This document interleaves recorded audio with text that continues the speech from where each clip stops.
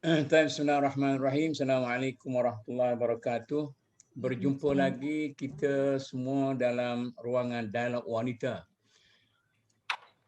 Siri ini ialah siri yang ke-10 dengan tajuk forum yang berbunyi Impak Konflik Antara Bangsa Terhadap Kehidupan Wanita. Ini saya nak sebut tajuk pun agak-agak konflik ke konflik. Ini orang-orang di depan saya ni semua pakar-pakar bidang tu. Saya seorang yang tidak pakar. Okeylah. Kita ada ahli-ahli panel yang bagus dan mempunyai maklumat yang banyak dalam masalah-masalah kita akan bincangkan ni. Yang pertama ialah Profesor Rohanas Harun daripada Universiti Pertahanan Malaysia. Itu yang kuning itu, itu kalau di istana tu dia tak bagi tu pakai kuning, takut Sudah. Kemudian Dr. Azmi Hassan. Bagi warning. Itulah Dr. Azmi Hassan ni tak payahlah diperkenalkan lagi kan, dia ni bintang TV ya. Jadi semua dia. Hari ni dia laki-laki seorang. Kemudian Ustazah Isfadiah Muhammad Dasuki juga orang yang kita panggil apa tu? Yang macam Dr. Azmi je lah, orang yang Ustazah Isfadiah Muhammad Dasuki. Kemudian kita ada Profesor Dr. Azizah Hamzah, iaitu daripada Jabatan Pengajian Media dan Komunikasi. Ustazah Isfadiah ni ialah pengarah kepada Fitrah Guidance and Consultancy, iaitu bekas pensyarah Pusat Asasi Universiti Islam Antarabangsa. Profesor Dr. Azizah Hamzah daripada Jabatan Pengajian Media dan Komunikasi, Fakulti Sastra dan Sains Sosial Universiti Malaya UM. Saya Mahmud Zudi sebagai moderator kepada perbincangan kita pada hari ini, dan kita ada bersama kita penerbit yang sangat setia dengan kita, Dr. Basri Hussein. Ini perbincangan kita akan mengambil masa selama 2 jam. Dan biasanya saya sebagai moderator, saya tak banyak cakap banyaklah. Saya nak tanya 2-3 patah, lepas tu bagi orang tu bercakap, berbual secara santai. Kalau lebih masa baru saya stop. Kalau tidak, biarlah dia nak bercakap sama dia. Dalam round yang pertama, saya akan tanya setiap seorang satu soalan. Tapi soalan ini soalan mudah. Dan kemudian sesudah itu baru kita pergi kepada soalan-soalan santai yang terbuka untuk semua. Dan kita harap kita boleh bersantailah sampai kepada pukul 5 petang. Soalan pertama saya nak pergi kepada Profesor Rohanas dulu. Profesor Rohanas ini orang pengajian strategik samalah dengan Dr. Azmi, iaitu apakah yang dimaksudkan dengan konflik antara, saya tulis Jawi ni. Saya suka tulis Jawi. Itu konflik tu. Macam Tun Saleh Abbas, dia kata aku kalau tidak tulis bahasa Inggeris, aku tulis Jawi, dia senang nak baca. Ini nak jadi moderator kena cari tulisan-tulisan yang ringkas lah. Jadi konflik antara bangsa ni secara umumnya apa dan bagaimana ia pada masa ini lebih memberi impak buruk terhadap masyarakat umum berbanding dulu, sebagai satu intro lah dalam perbincangan kita pada hari ini. Ya, sila Prof. Okey, terima kasih Datuk dan rakan-rakan semua. Assalamualaikum dan selamat tengah hari. Okey, beginilah, kalau kita nak memberikan satu definisi kepada konflik antara bangsa, secara tradisinya konflik antara bangsa dinyatakan sebagai konflik antara nation state ataupun negara bangsa. Juga boleh antara kumpulan ataupun rakyat ataupun penduduk dalam sesebuah negara, tapi yang dari pelbagai kumpulan dan asalnya juga dari pelbagai negara. Tapi hari ini saya fikir definisi itu sudah menjadi terlalu sempit kalau nak kata konflik antara negara bangsa. Sebab kalau nak cari susahlah sikit kan. kebanyakan konflik hari ini adalah sama ada berlaku dalam negara di antara kelompok yang bertentangan dan juga akan diintervensikan oleh negara luar. Jadi definisi yang mula tadi kita boleh aplikasikan juga kepada konflik dalam sesebuah negara yang akhirnya menjadi global ataupun menjadi antarabangsa apabila berlaku campur tangan negara luar dan juga ada kepentingan negara luar dalam konflik tersebut, maka dia akan campur tangan, ada intervensi.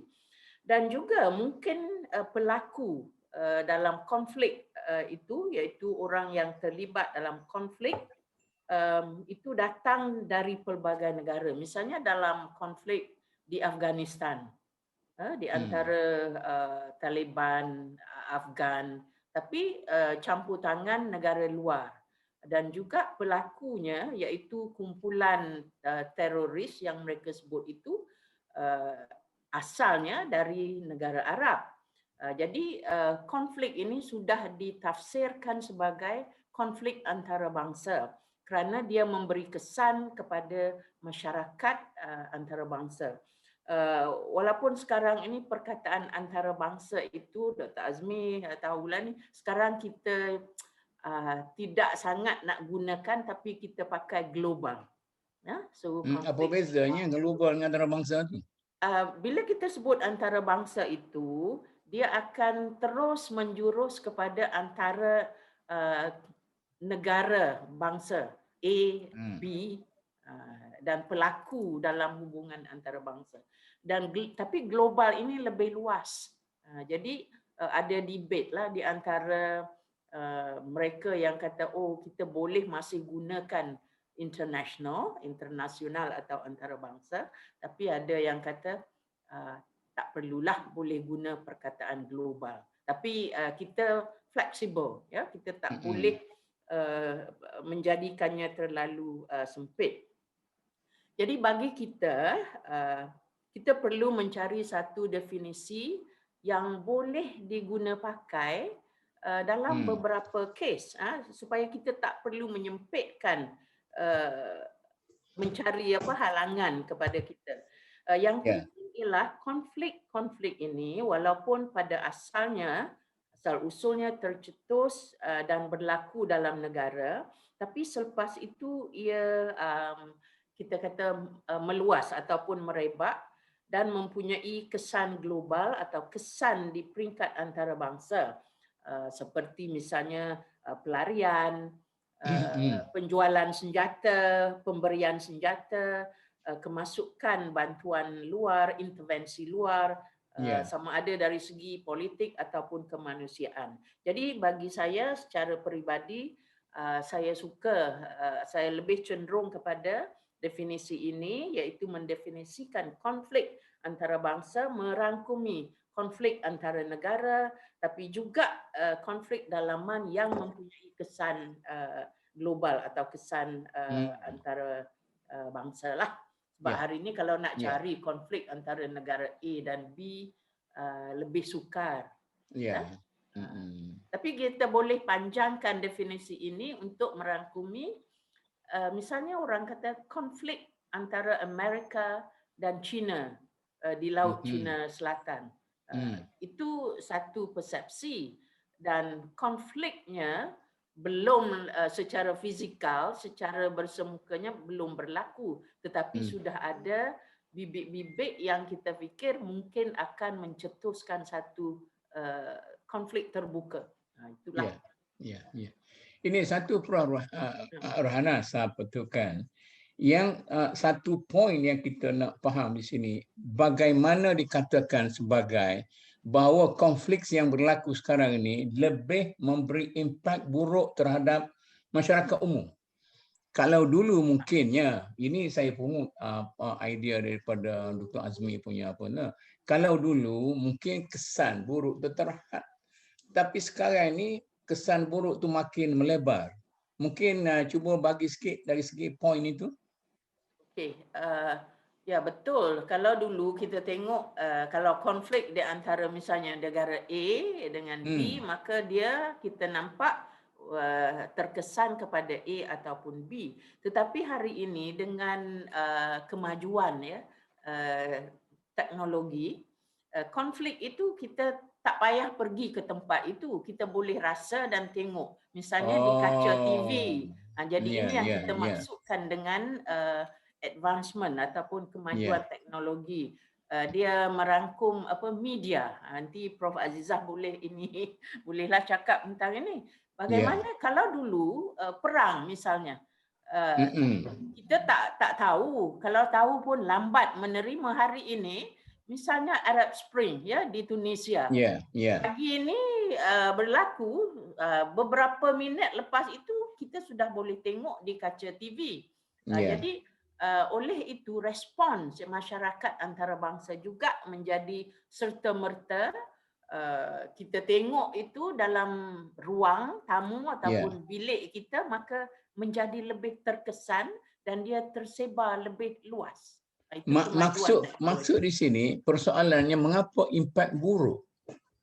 Ialah sebab impak buruk tu, sebab impak itu kita nampak berhadapan dengan kita. Kalau dulu kita baca misalnya dalam surat khabar yang ditulis hari ini ataupun semalam. Jadi dan dalam surat khabar tulis saja, gambarnya tak ada. Jadi sekarang ini image itu tersebar.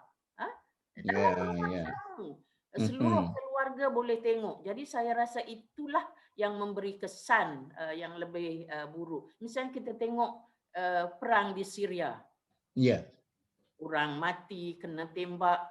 Kalau dalam media tulis, gambar tu tak nampak. Tapi tengok di kaca TV, teruknya perang ini. Itu orang kata orang zaman baru,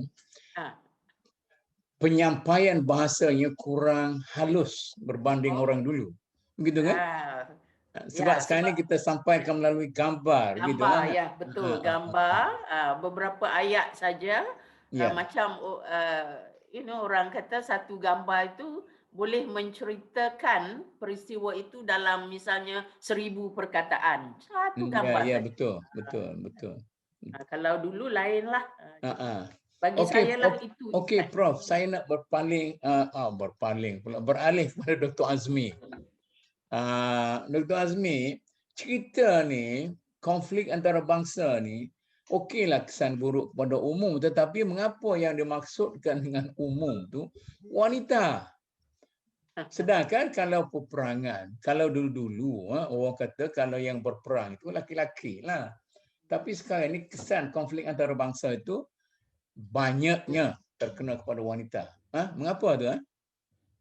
Ya, beginilah Datuk. Saya nak sambung apa Prof Rohanas cakap tadi. Prof Rohanas demi memuaskan hati Datuk Zudi, dia macam tak puas hati ni apa tadi? Yang kesan dulu, perang dulu dan sekarang tu. Okey. Datuk Mahmud. Saya nak timbulkan dari sudut yang berlainan sikit. Kalau perang dulu, yang bangsanya adalah askar yang berperang. Betul. 80% adalah mangsanya adalah askar. Tapi perang sekarang bermula dari perang moden lah, daripada Afghanistan, Iraq, Syria, 80% mangsanya adalah orang awam. Dan daripada orang awam 80% ni, 20%-nya adalah wanita dan kanak-kanak. Walaupun Amerika katakan, negara-negara lain kata, mereka kata mereka menggunakan bom pintar. Smart bomb umpamanya. Umpamanya 2003 perang Baghdad umpamanya dilancarkan bom 1000 km jauhnya. Tapi tepat sampai ke Baghdad. Itu yang dikatakan bom pintar. Tapi masalahnya dari segi statistik, yang mati askar tak ramai. 20%. Yang mati, yang cedera adalah orang awam. Jadi mereka menggunakan bom pintar ini sebagai dalih untuk mengalih pandangan sebenarnya. Nak tanya Dr. Azmi dulu sementara tengah jalan tu. Betul ke orang kata yang bersedia untuk mati tak mati? Yang mati itu orang yang tidak bersedia untuk mati. Kalau nak dikatakan memang betul, itu adalah dikatakan mungkin Prof Ranas, Prof Azizah boleh jawab. Sebab saya nak betulkan apa Dato' Mahmud kata tadi, saya ni belajar strategik. Saya tak pernah belajar strategik macam Prof Ranas. Saya tak pernah belajar. Saya buat macam pernah belajar, itu je. Sebab itu saya panggil diri saya geostrategist. Itu strategik lah tu. Sebab nak mengaburi mata-mata. Tak ada, saya panggil diri saya geostrategist, nak mengaburi macam orang Dato' Mahmud lah. Supaya terpesong. Saya memang tak pernah belajar daripada master ke PhD, tak pernah belajar. Kepakaran saya adalah satelit GPS yang digunakan untuk bom pintar. Sebab tu saya cakap banyak pasal tapi itu hakikatnya bahawa mangsa sekarang yang sekarang dipanggil collateral damage tu, menutup kesalahan mereka, yang orang awam ni terkesan, mereka mengatakan bahawa ini adalah collateral damage. Tapi masalah collateral damage ni sampai 80%. Jadi ini yang dikatakan tidak keseimbangan dalam peperangan sekarang. Yang menjadi mangsanya adalah orang awam. Dan daripada 80% orang awam ni, hampir 70-60% adalah wanita dan kanak-kanak. Itu adalah hakikatnya. Dan bukan dikatakan ini disandarkan dengan statistik. Sebab itu 2008 Majlis Keselamatan PBB telah mengeluarkan satu resolusi bahawa perkara ini perlu diberi perhatian oleh dunia. Tapi sayang Dato' Mahmud bahawa perkara ini sebenarnya tidak diberi perhatian. Bahawa mangsanya adalah orang awam dan juga wanita dan kanak-kanak. Dan menjadi masalah sekarang ni adalah umpamanya BBC baru-baru ini telah mendokumentasikan bahawa senjata seksual digunakan oleh askar lelaki terhadap mangsa wanita. Dan ini banyak berlaku di wilayah Xinjiang, Uyghur, China. Dan ini satu perkara yang dikatakan perlu di-highlightkan. Sebab saya katakan tajuk perbincangan ini memang menarik kerana tidak banyak dibincangkan, mangsanya adalah wanita dan juga kanak-kanak, Dato'. Okey. Terima kasih Dr. Azmi. Ustazah Isfadia, cuba lanjutkan sikit. Dr. Azmi kata tentang senjata seksual tadi.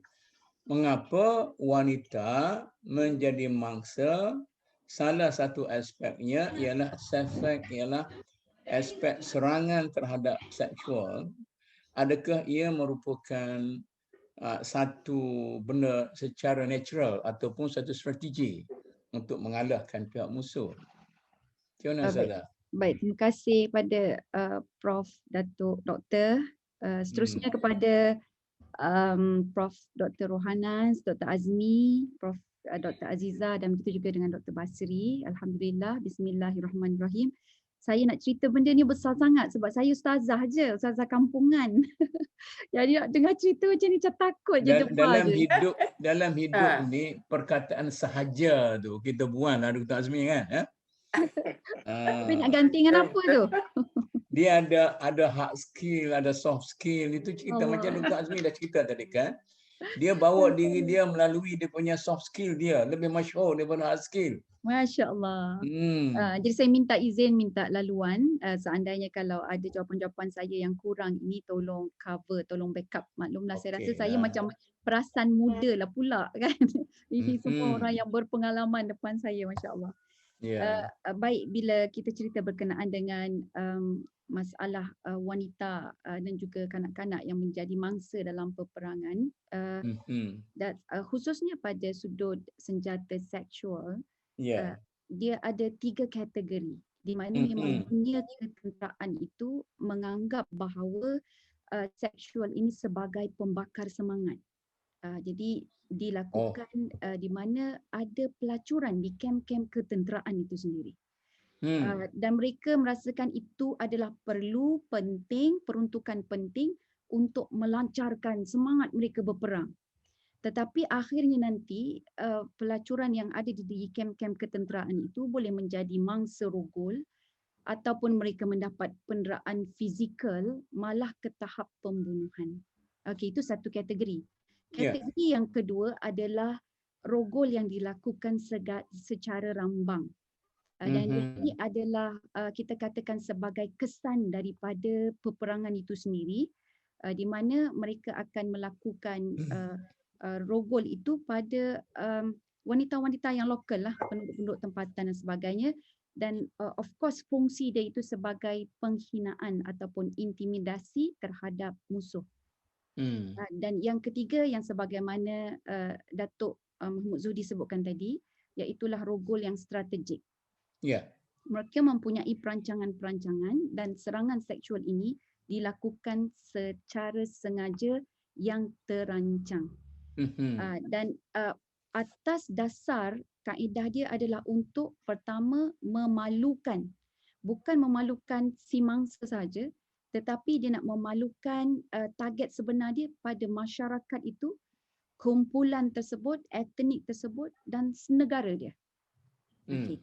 Dan kemudian yang kedua juga adalah untuk meruntuhkan semangat pihak musuh supaya mereka tak bersemangat nak lawan dah ni, sebab kaum wanita dia dah kena rogol contohnya kan. Kemudian begitu juga ada berlakunya rogol besar-besaran, dan ini memang salah satu strategi serangan yang melumpuhkan perpaduan sosial dan juga keluarga. Sebab pada dasarnya seluruh dunia mengakui bahawa wanita ini adalah dasar hubungan sosial dan juga satu kekuatan perintah dalam negeri tersebut. So jadi sebab itulah perkara-perkara seperti ini berlaku kerana mereka tahu soft spot pada satu-satu komuniti ataupun pada satu-satu negara, pada satu-satu maruah dan bangsa adalah wanita. Nanti dulu, saya masa muda-muda dulu saya suka tengok filem ataupun komik Apache. Dia berebut tanah antara orang putih dengan orang asal. Itu motif saya asalnya. Cerita-cerita Apache ni, kemudian Blue Soldier dengan apa semua sekali itu. Sampai sekarang ni pun saya cuba tengok macam Hitler bawa Mussolini, bawa dia. Masalah rogol itu saya yang susah sikit saya nak faham sebagai strategi itu, semacam sudah satu benda yang natural dalam hidup tentera yang berperang pada waktu itu. Jadi bagaimana dia boleh beralih kepada satu rogol yang merupakan strategi peperangan? Zaman dulu mungkin ada ke mungkin tak ada? Saya yakin zaman dulu ada. Ada juga? Ada. Memang ada, dan yang terharunya adalah Islam itu dia datang, dia betulkan balik adab-adab berperang tu. Yang ini yang sangat luar biasa dan hebat. Dia berlaku di zaman ialah kerajaan sebelum jahiliyah dan sebagainya. Jadi ini yang kita sebenarnya missing in action. Kita miss the value of Islam untuk melatih tentera-tentera, khasnya tentera Islam jugalah kan, untuk mempunyai prinsip ini. Dan saya yakin seandainya prinsip-prinsip Islam ini dipegang sebagai prinsip serta dasar antarabangsa, walaupun mereka tidak mahu menganut Islam, jadi peperangan itu akan berlaku secara aman, secara baik, sebab dia tahu target dia siapa. Dan dia bukan jadi sebagaimana yang Dr. Azmi sebutkan tadi.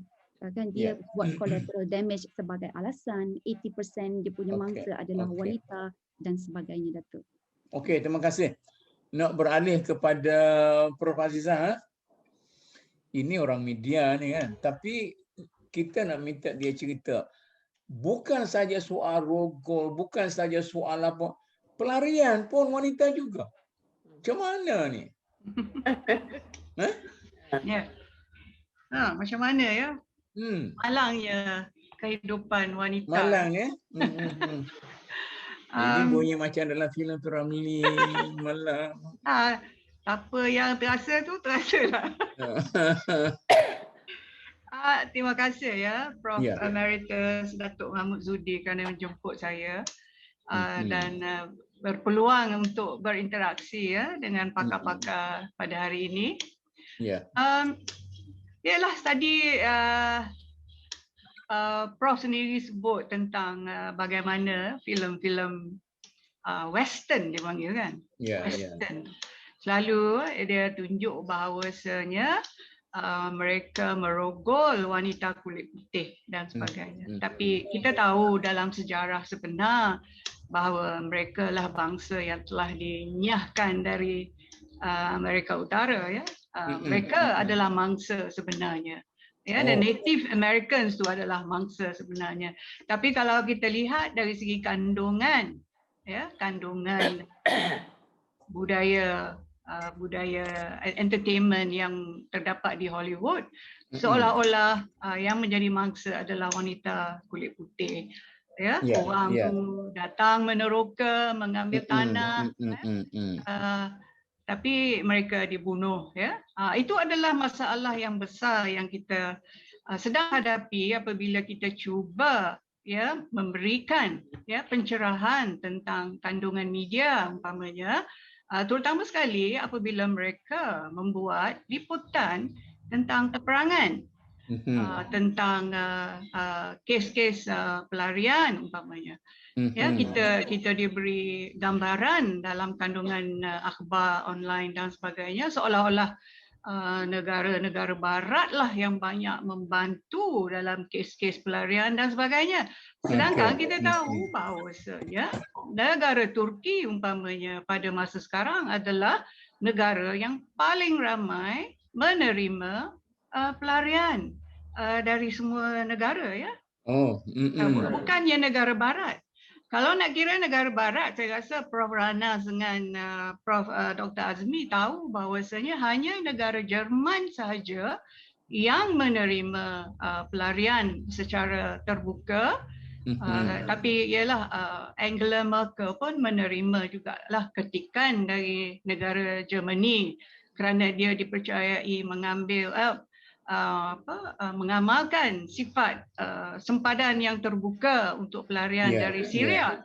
So itulah masalah besar yang kita dalam bidang pengajian media dan komunikasi melihat bagaimana umpamanya Barat mencerminkan, ya, atau kita panggil sebagai membingkai laporan berita tentang peperangan, tentang pelarian dan sebagainya. Ya, walaupun kita mendapat suatu kefahaman yang saya nak betulkan, ya, jumlah wanita masih besar tetapi majoriti masih lagi pelarian lelaki, ya. Tok Mut, saya ambil satu contoh pelarian Yaman di Malaysia. Prof Rana dengan saya terlibat dalam satu kajian lapangan yang besar pada tahun 2019. Kami membuat kajian lapangan tentang pelarian Rohingya dengan pelarian Yamani. Dan kita dapati bahawasanya jumlah pelarian dari lelaki dari Yaman masih lagi mengatasi jumlah pelarian wanita.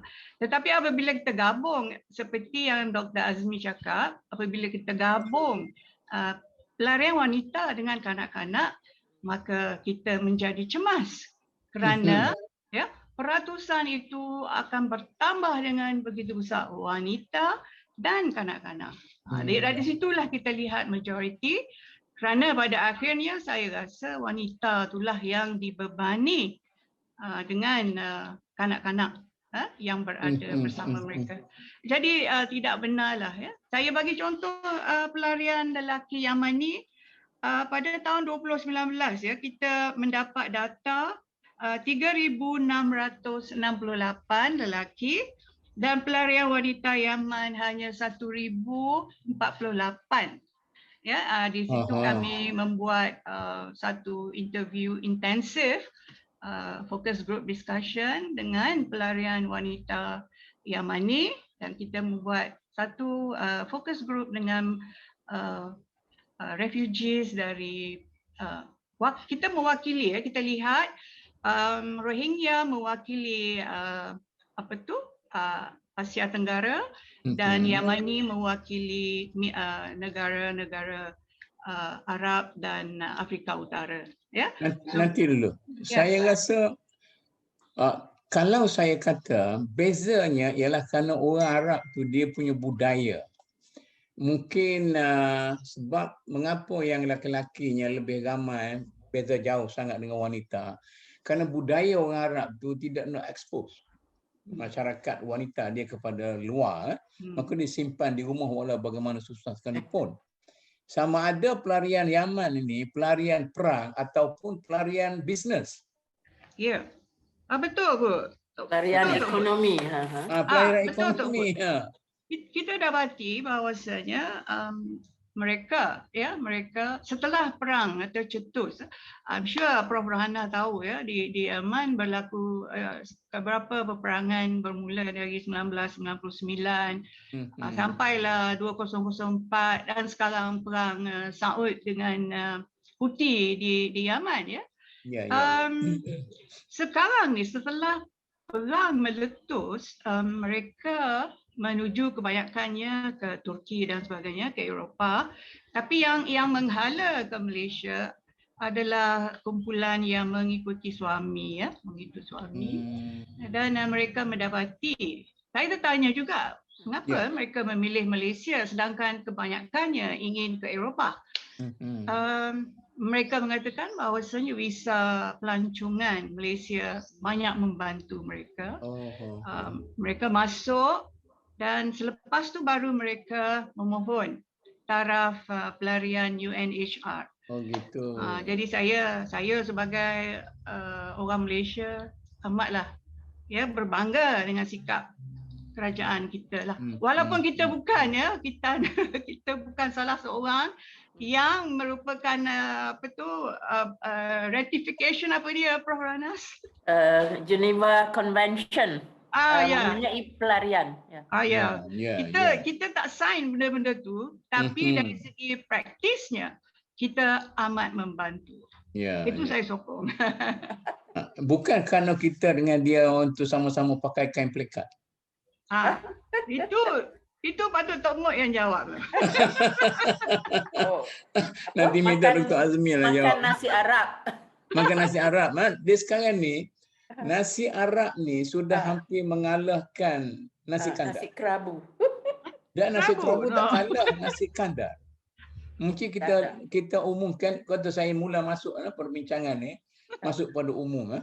Dari segi bisnes, kedatangan orang Yaman ke sini, adakah dia boleh mengubah selera restoran dalam masyarakat kita ni kepada peperangan antara ini international konflik juga ni, antara Yaman, antara Arab dengan India Selatan, nasi kandar.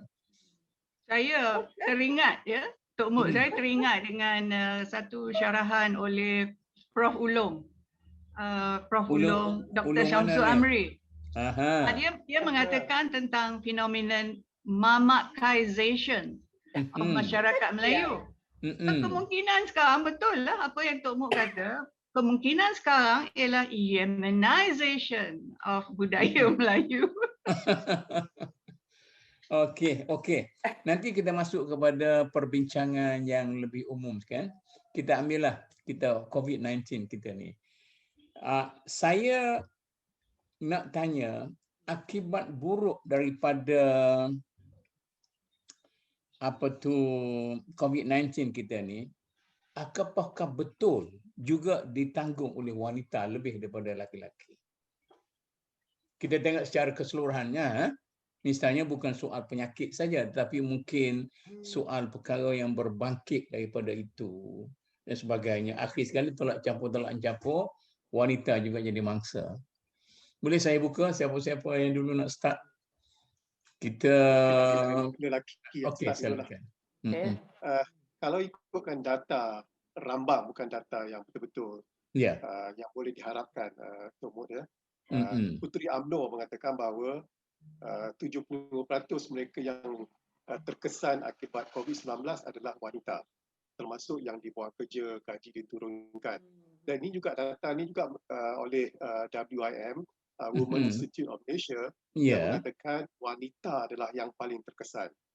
Kenapa paling terkesan adalah golongan wanita adalah paling banyak yang kerja separa masa.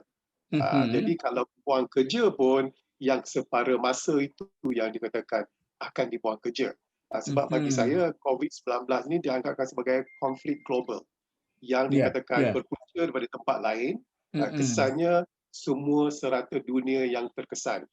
Dan juga semasa COVID-19, semasa PKP ini, lockdown ini, kejadian insiden keganasan rumah tangga naik dengan mendadak. Jadi ini dikatakan bahawa wanita juga yang terkesan dalam perkara ini. Tapi Tok Mut, sebelum saya lupa, saya tertarik dengan Ustazah strategi yang ketiga tadi mengatakan bahawa strategi rogol dan peperangan. Kalau kita lihat peperangan dunia kedua lah, kita tak nak pergi lama sangat, askar-askar Jepun umpamanya menggunakan senjata rogol. Dan kita juga terkesan. Bukan saja Korea Selatan, bukan saja di negara China, tapi kita juga terkesan dalam hal ini. 6 tahun lepas, kita dikejutkan dengan kejadian penderaan seksual oleh tentera-tentera Amerika di Iraq, di penjara Gharib, Abu Gharib, saya tak silap saya. Dan ini pelakunya adalah tentera wanita. Tentera wanita Amerika yang diperlakukan terhadap tahanan Iraq yang lelaki. Tujuannya adalah untuk meruntuhkan semangat rakyat Iraq. Ini 6 tahun lepas. Dan baru-baru ini Angkatan Tentera Australia baru mengeluarkan kertas putih mengatakan bahawa di Afghanistan tentera-tentera mereka melakukan apa yang dikatakan penderaan seksual sebagai senjata mereka. Jadi itu yang dikatakan, saya nak petik apa Ustazah cakap tadi. Tapi berbalik pada soalan Tok Mut tadi, COVID-19 di Malaysia saja memang tak dapat menafikan bahawa mangsanya adalah, yang ramainya adalah wanita. Okey, ada siapa dia nak bagi pandangan dia? Nak sambung ke satu boleh poin yang lain? Saya nak tambah sikit mengenai apa yang dinyatakan oleh Ustazah tadi, iaitu adab berperang. Adab berperang dan adab berperang, dan Ustazah nyatakan bahawa dalam Islam memang sudah ada lah apa yang boleh dibuat, apa yang tak boleh, bagaimana kita perlakukan misalnya kanak-kanak, wanita, memang sudah ada dalam Islam. Begitu juga hari ini kita sudah semuanya ini sudah dinyatakan juga dalam beberapa convention antarabangsa. Misalnya dalam Red Cross, konvensinya ada mengenai peraturan-peraturan peperangan. Artinya tidak boleh memperlakukan sewenang-wenang terhadap non-combatant. Artinya orang yang tidak berperang, bukan askar tu. Terhadap wanita, terhadap orang tua, terhadap kanak-kanak. Tapi dalam peperangan sukarlah bagi mereka ni, misalnya nak tengok buku, dalam Islam, dalam Red Cross Convention dia kata tak boleh buat ni, tak boleh buat ini.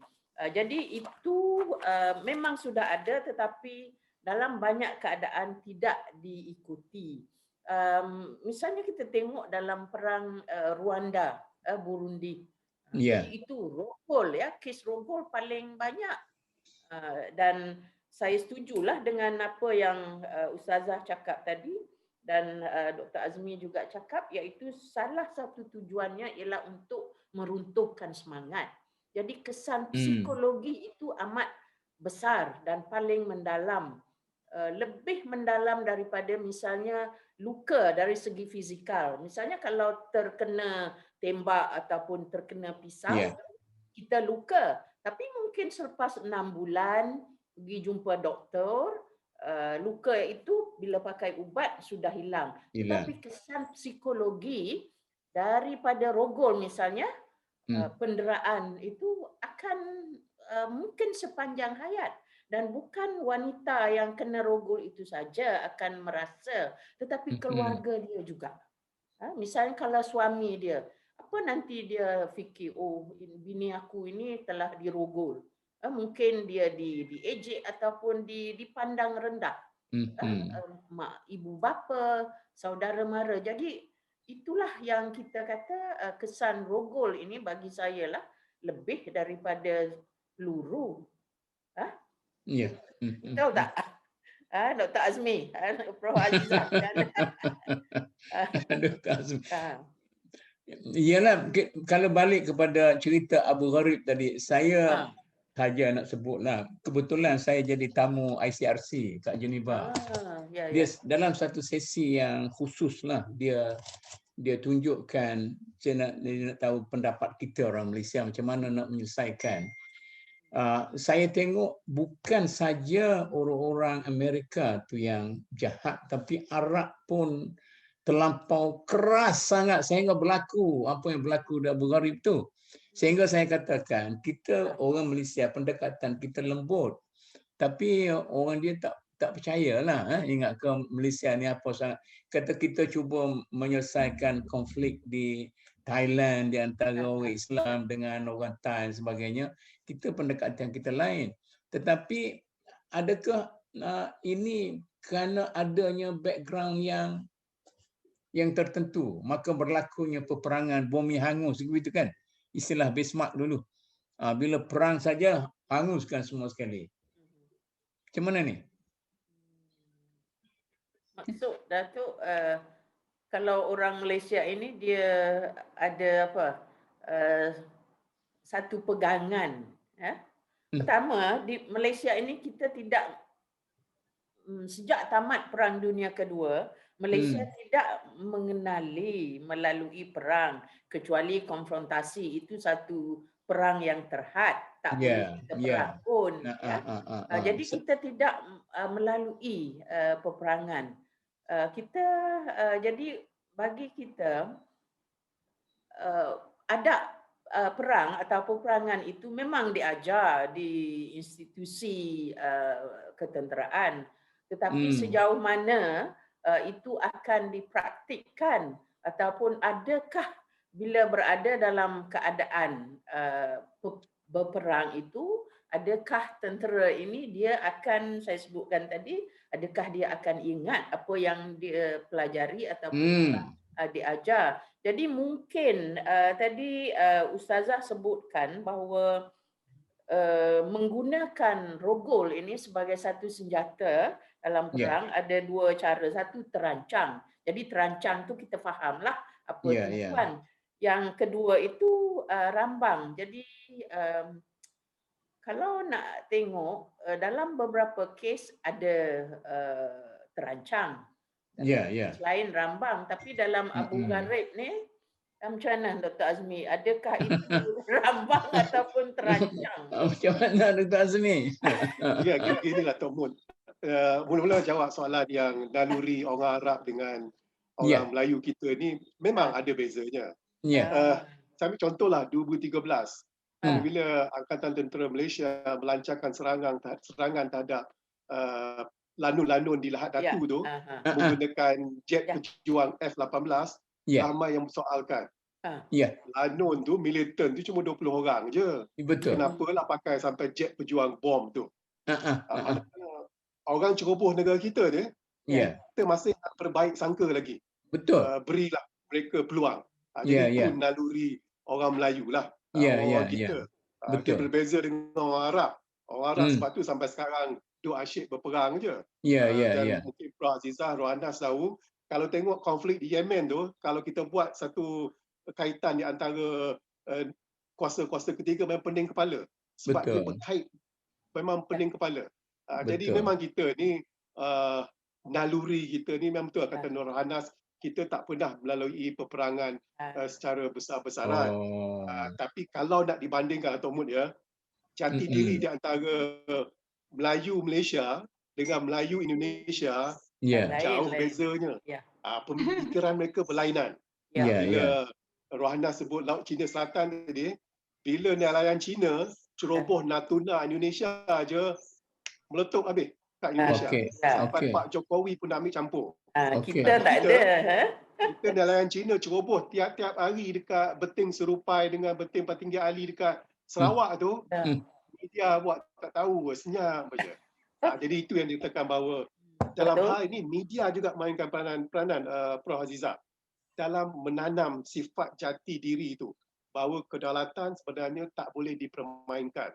Sebab itu saya selalu mengatakan penghayatan Pancasila itu lebih dalam berbanding rakyat kita menghayati rukun negara. Itu hakikatnya.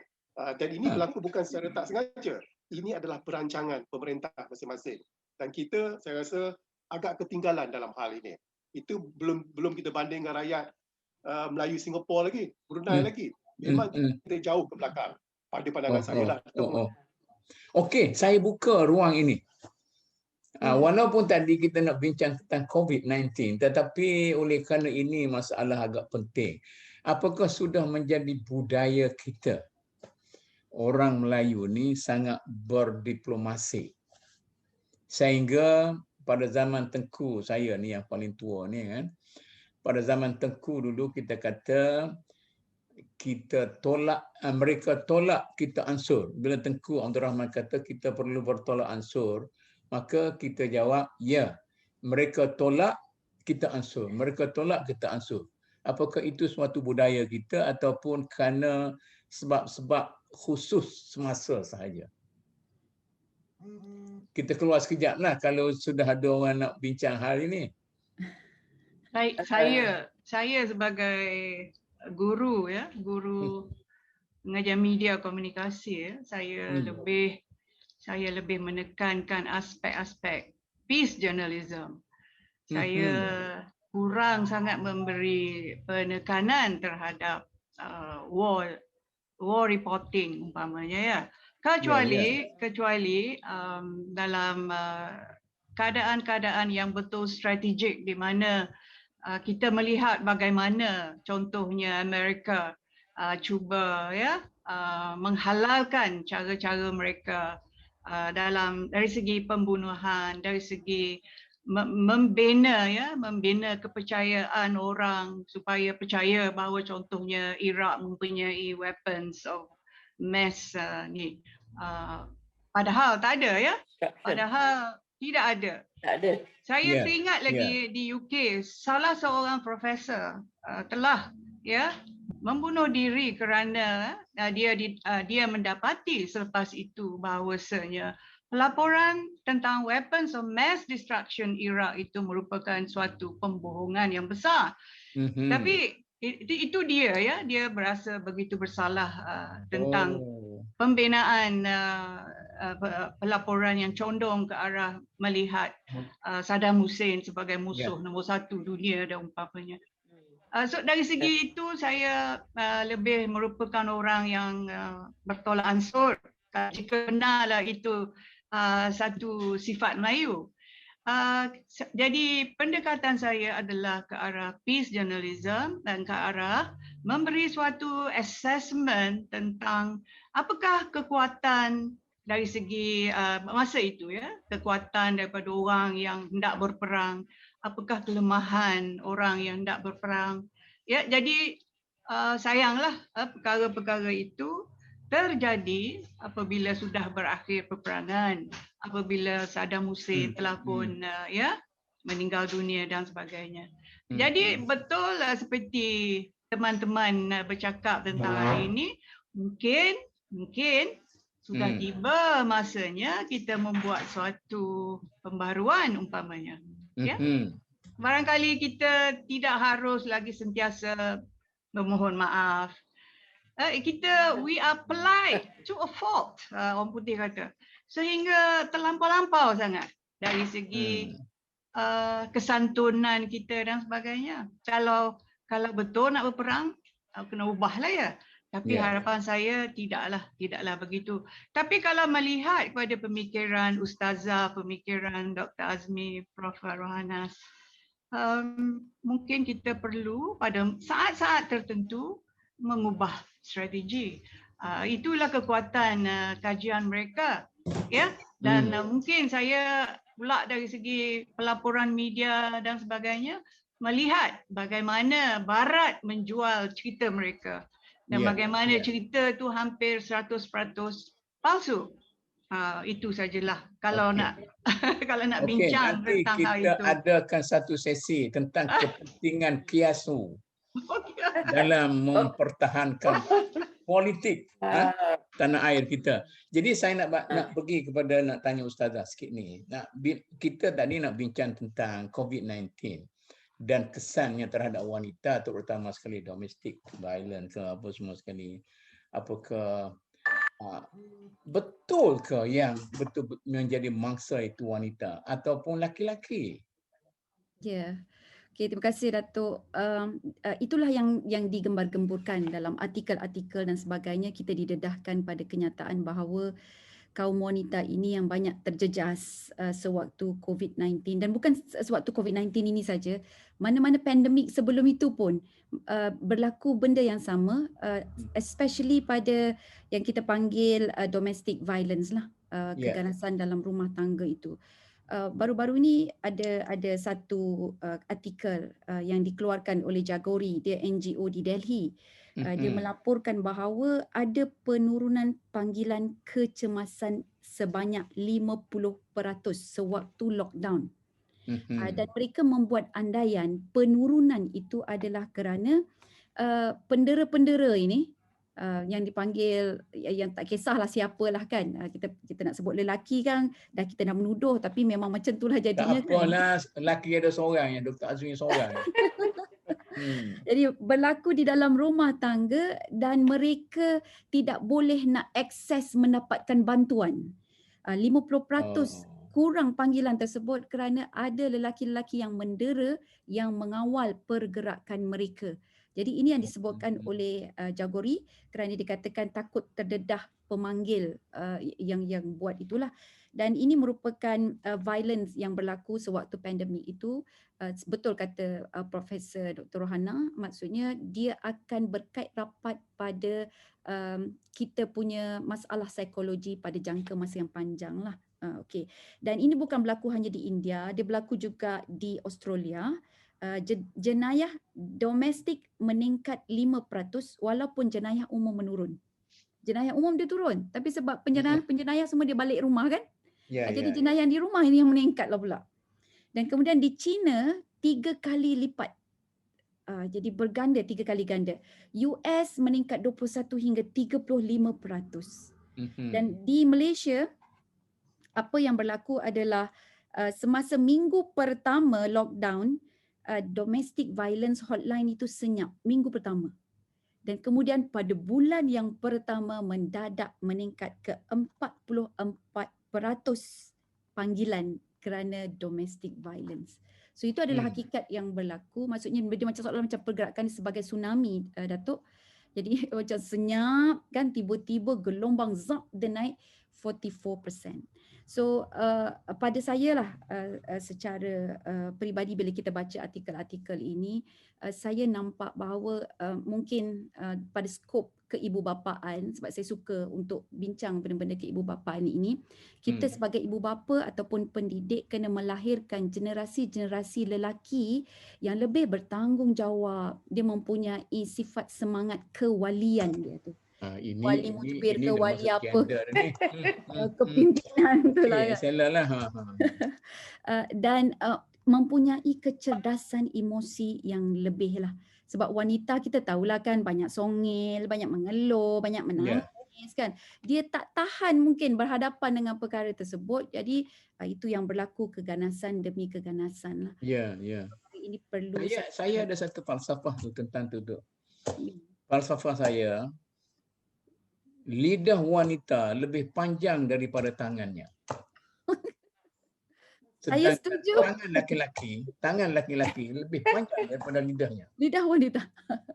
Tok Mut, sebelum kita panjang benda ni, tentang lidah wanita tu, 3 minggu lepas, pengurusi Olimpik Jepun, dia kata dalam mesyuarat, kalau mesyuarat itu ada wanita, memang mesyuarat tak habis cerita dia. Kalau ada seorang wanita. Dan apa yang berlaku adalah pengurusi Olimpik Jepun tu terpaksa letak jawatan kerana dikritik. Kerana tu? Kerana perkataan itu. Kerana dikritik hebat, memandang rendah terhadap wanita. Terhadap wanita. Jadi itu dia katakan lidah dia. Itu nanti Tok Mut kena buang jadi moderator, payah pula nanti. Cuma nak sambung apa Ustazah cakap tadi, bahawa kita perlu strategi bagaimana nak mendidik rakyat kita lebih menghormati wanita. Itu kena ada strategi, bukan secara rambang je. Saya bagi saya contoh lah. Mungkin Prof. Ranas boleh setuju dengan saya. Air 3 sen yang Singapura bayar. Daripada Johor tu, Singapura bayar 3 sen per 1000 gallon. Dr. Mahathir kata tak adil. Kerana dari segi komersialnya memang tak logik. Tapi rakyat Singapura, pemerintah mereka pandai. Dia kata ini adalah hak kedaulatan mereka membayar 3 sen per 1000 gallon. Kerana termaktub dalam perjanjian. Dan rakyat Singapura menerima hujah pemerintah mereka. Jadi isu yang sama tapi strategi yang berlainan. Jadi ini dikatakan pentingnya strategi dalam suasana Malaysia ini, bagaimana kita nak mendidik rakyat kita supaya lebih menghormati wanita. Jadi tadi kita bincang pasal strategi luar negara, diplomasi, tapi yang hal wanita ini juga memerlukan perancangan, juga memerlukan dasar-dasar yang tertentu supaya kita lebih prihatin. Sebab kadang-kadang terlampau banyak joke-joke yang dikatakan jenaka-jenaka yang benda macam tu. Kadang-kadang kita tak sedar tau. Tapi sebenarnya ianya boleh menjatuhkan martabat wanita itu. Jadi perkara ini perlu dididik. Dan dalam hal ini media memainkan, sekali lagi saya katakan, memainkan peranan yang penting, Dr. Azizah. Itu sindiran kepada orang media tu dah. Maknanya media gagal mendidik masyarakat kita supaya lebih menghormati wanita. Saya rasa bukan gagal, Datuk. Cuma mereka yang melakukan itu, bila dia baca, sebab ada respons yang tak baik. Misalnya dalam Parlimen Malaysia. Ini nak rujuk pada apa yang Dr. Azmi sebut tadi. Dalam Parlimen Malaysia kan ada ahli-ahli parlimen lelaki yang menyebut perkara-perkara yang bagi seorang wanita itu tak sedaplah didengar. Jadi saya rasa puncanya atau kesilapannya bukanlah terletak pada media, malah di situ saya suka nyatakan bahawa media memainkan peranan yang bagus kerana media highlight perkara ini. Kalau tak ada media, kita pun tak tahu yang beberapa orang ahli parlimen ini ada yang menyebut benda-benda yang menghina wanita. Jadi saya rasa di situ perlu, macam Dr. Azmi cakap tadi, ada satu strategi bagaimana untuk mengajar mereka supaya lebih bersikap sopan terhadap wanita. Kenapa? Kerana siapa wanita? Wanita ini ialah ibu mereka, anak mereka, mak saudara. Jadi manusia ataupun orang yang amat penting dalam keluarga, terutama ibu. Kalau mereka menghina wanita lain, seolah-olah menghina wanita ibu mereka sendiri. Jadi bagi saya itu penting. Mungkin saya tak tahu, di sekolah memang ada diajar, tapi kenapa masyarakat di Malaysia, terutama kalangan masyarakat Melayu ini, tidak dari segi praktiknya tidak menghayati segala itu. Jadi dalam Islam kan memang bila manusia itu mati, dalam Islam kan dia sebut nama mak kan, nama ibu. Betul Ustazah? Jadi ini adalah satu penghormatan lah bagi saya yang tinggi kepada wanita. Jadi dalam hidup, kenapa orang lain, manusia tidak boleh menghormati wanita seperti yang diberikan oleh Islam itu dalam contoh yang saya sebutkan tadi.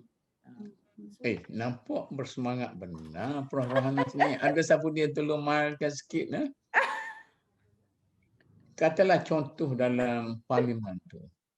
Apakah anggota laki-laki yang membuat joke tentang wanita tu dia sedar bahawa dia punya joke itu boleh menjejaskan perasaan, ataupun dia sekadar kita kata bawa budaya kampung dia masuk dalam parlimen. Parlimen kita dah jadi macam kedai kopi. Dulu saya rasa saya setuju dengan Tok Mok. Saya rasa tahap pendidikan mereka terlalu comot dan mereka tidak memahami tentang konsep political correctness umpamanya. Ya. Tapi bukan nak kata je masyarakat kita. Kalau kita lihat pelaporan dari CNN hari ini, ya, Governor New York sendiri telah dituduh oleh wanita, 2 orang wanita telah melakukan sexual harassment kepada kaki tangan mereka sendiri.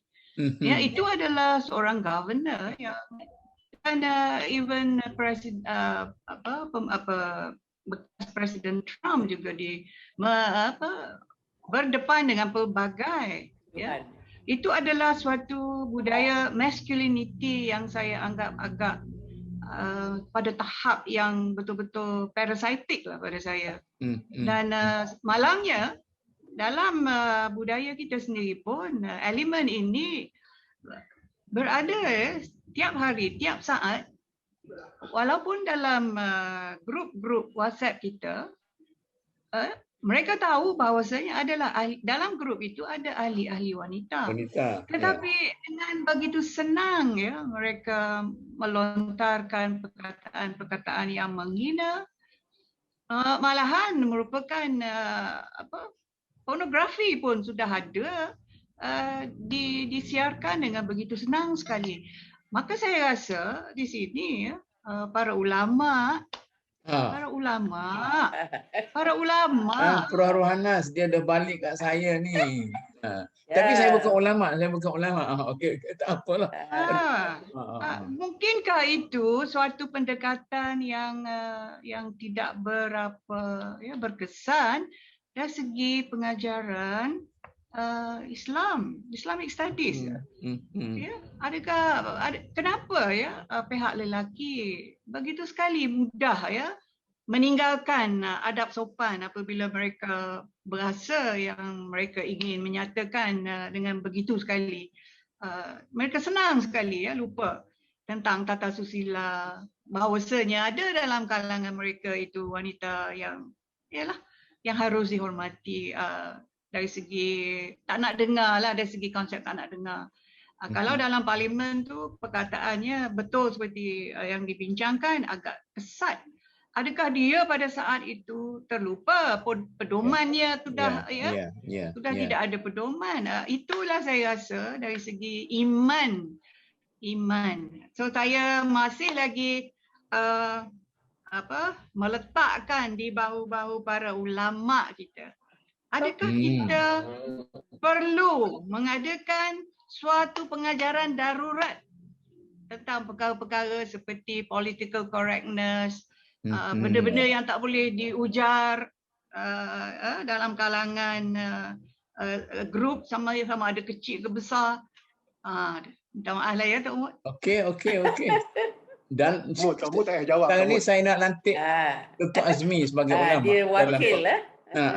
Bukan wakil, tapi tak, saya akui apa Dr. Azizah cakap tadi memang betul. Tak petik yang pasal parlimen Prof Rohanas cakap tadi. Dr. Azizah kata mungkin budaya samseng kampung itu dibawa, tapi kemungkinan juga di parlimen itu apa yang dikatakan ungkapan you kill the messenger if you don't like the message. Maknanya dia tak boleh berhujah, tapi dia nak bunuh yang membawa tu.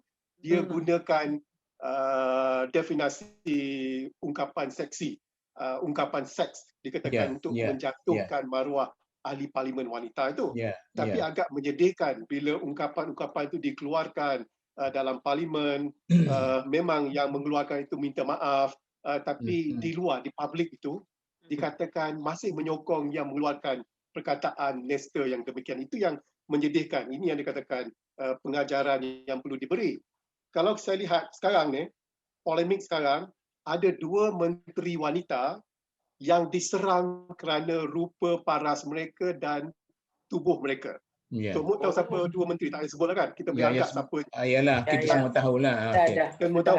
Dan salah seorang menteri itu hire, dikatakan beauty consultant, dan sekarang menteri yang seorang tu memang cantik. Nampak, dikatakan memang cantik molek lah, betul orang Kelantan kata. Comel. Dan ini dikatakan amat menyedihkan. dalam kita dah 60 tahun, 70 tahun merdeka, kita masih menggunakan perkara rupa paras wanita, tubuh badannya sebagai senjata politik dan masyarakat menerimanya. Itu yang menyedihkan. Kita bukannya nak anggap bukannya mundur dalam segi pengajaran pendidikan agama umpamanya, tapi ini yang berleluasa. Nampaknya para ulama ni akan selamat daripada serangan sebab dia kata masyarakat dia susah nak bentuk. Satu contohlah misalnya, seorang profesional bila dia katalah seorang ketua hakim negara misalnya, okeylah, saya pun tengok saya punya yang antara dekatnya Tuan Saleh Abbas, bukan nak kata dia seorang ketua hakim negara, seorang profesor kanan sebagainya, dalam bidang profesion dia tu memang dia tinggi dia punya nilai, tetapi bila berhadapan dengan hal agama dia balik kepada kampung dia. Dia jadi macam tu imam kampung dia, jadi dia ada satu gap itu.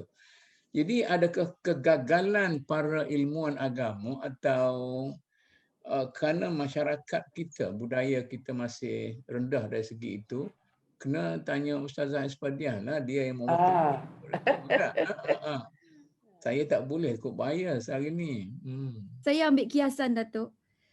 Kiasan bagaimana kita nak menyelesaikan ataupun mengatasi masalah yang berlaku tentang akibat daripada COVID-19 atau pandemik ni lah. Dia kata boleh diatasi selama mana ada gabungan daripada 3 penjuru, iaitulah daripada health professionals, kemudian daripada pihak media dan juga community. Jadi di sini seolah-olah kita kalau tengok komunikasi itu kan, dia macam ada 3 pihak lah. Pertama pihak yang memang pakar dalam bidang dia, yang kedua adalah yang menjadi lisannya, yang ketiga itu adalah sasaran dia, community. So sama juga dengan golongan agamawan ini. Jadi golongan agamawan itu dia memerlukan media untuk dia sampai kepada community. Media tu tak kisahlah sama ada social media ke ataupun media yang sedia ada tapi ke. orang media tak nak kalau kita cakapnya agama-agama dia nak dia punya rating apa dia turun. Jadi itu yang berlaku, tetapi alhamdulillah dengan kita boleh katakan COVID-19 ini adalah salah satu anugerah juga. Sekarang ini ramai pihak-pihak yang mula mengadakan media sendiri.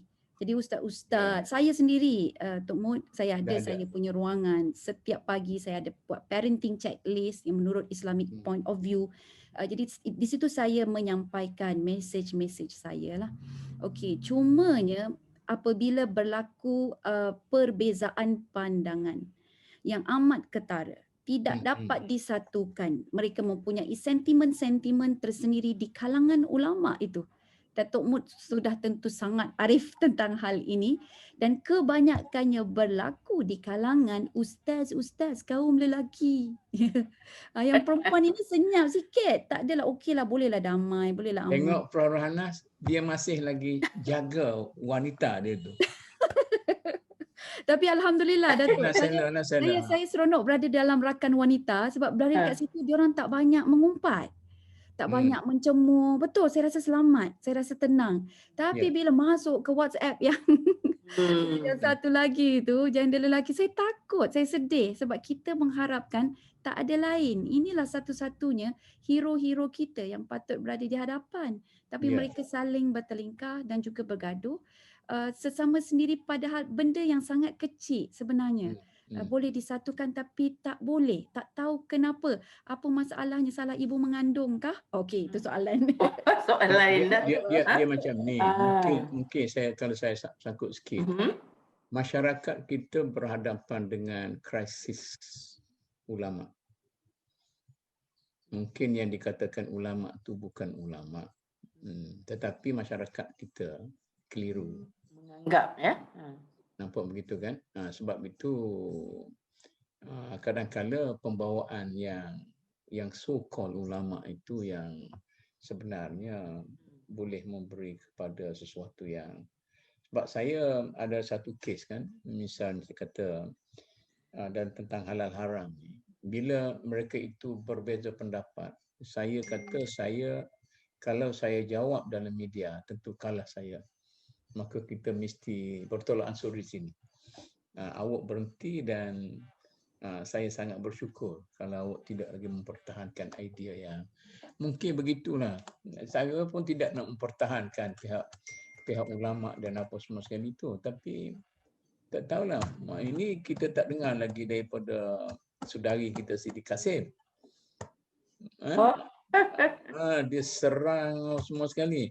Tapi kita cubalah mungkin bila saya mula adakan ni forum ini, belum ni saya hanya mengadakan satu kelas tu. Bila jadi COVID ini, saya cuba panggil Kamil, adik saya, kata kita cuba mulakan forum ini.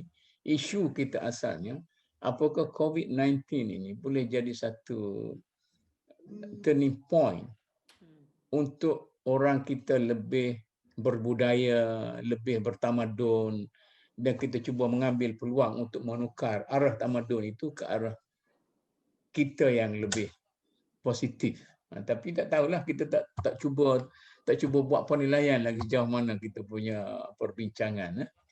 Okey. Saya nak Datuk, saya nak tambah apa yang dinyatakan oleh Ustazah tadi. Tadi Ustazah menyebut bahawa COVID-19 ini adalah satu blessing, ya. Yes.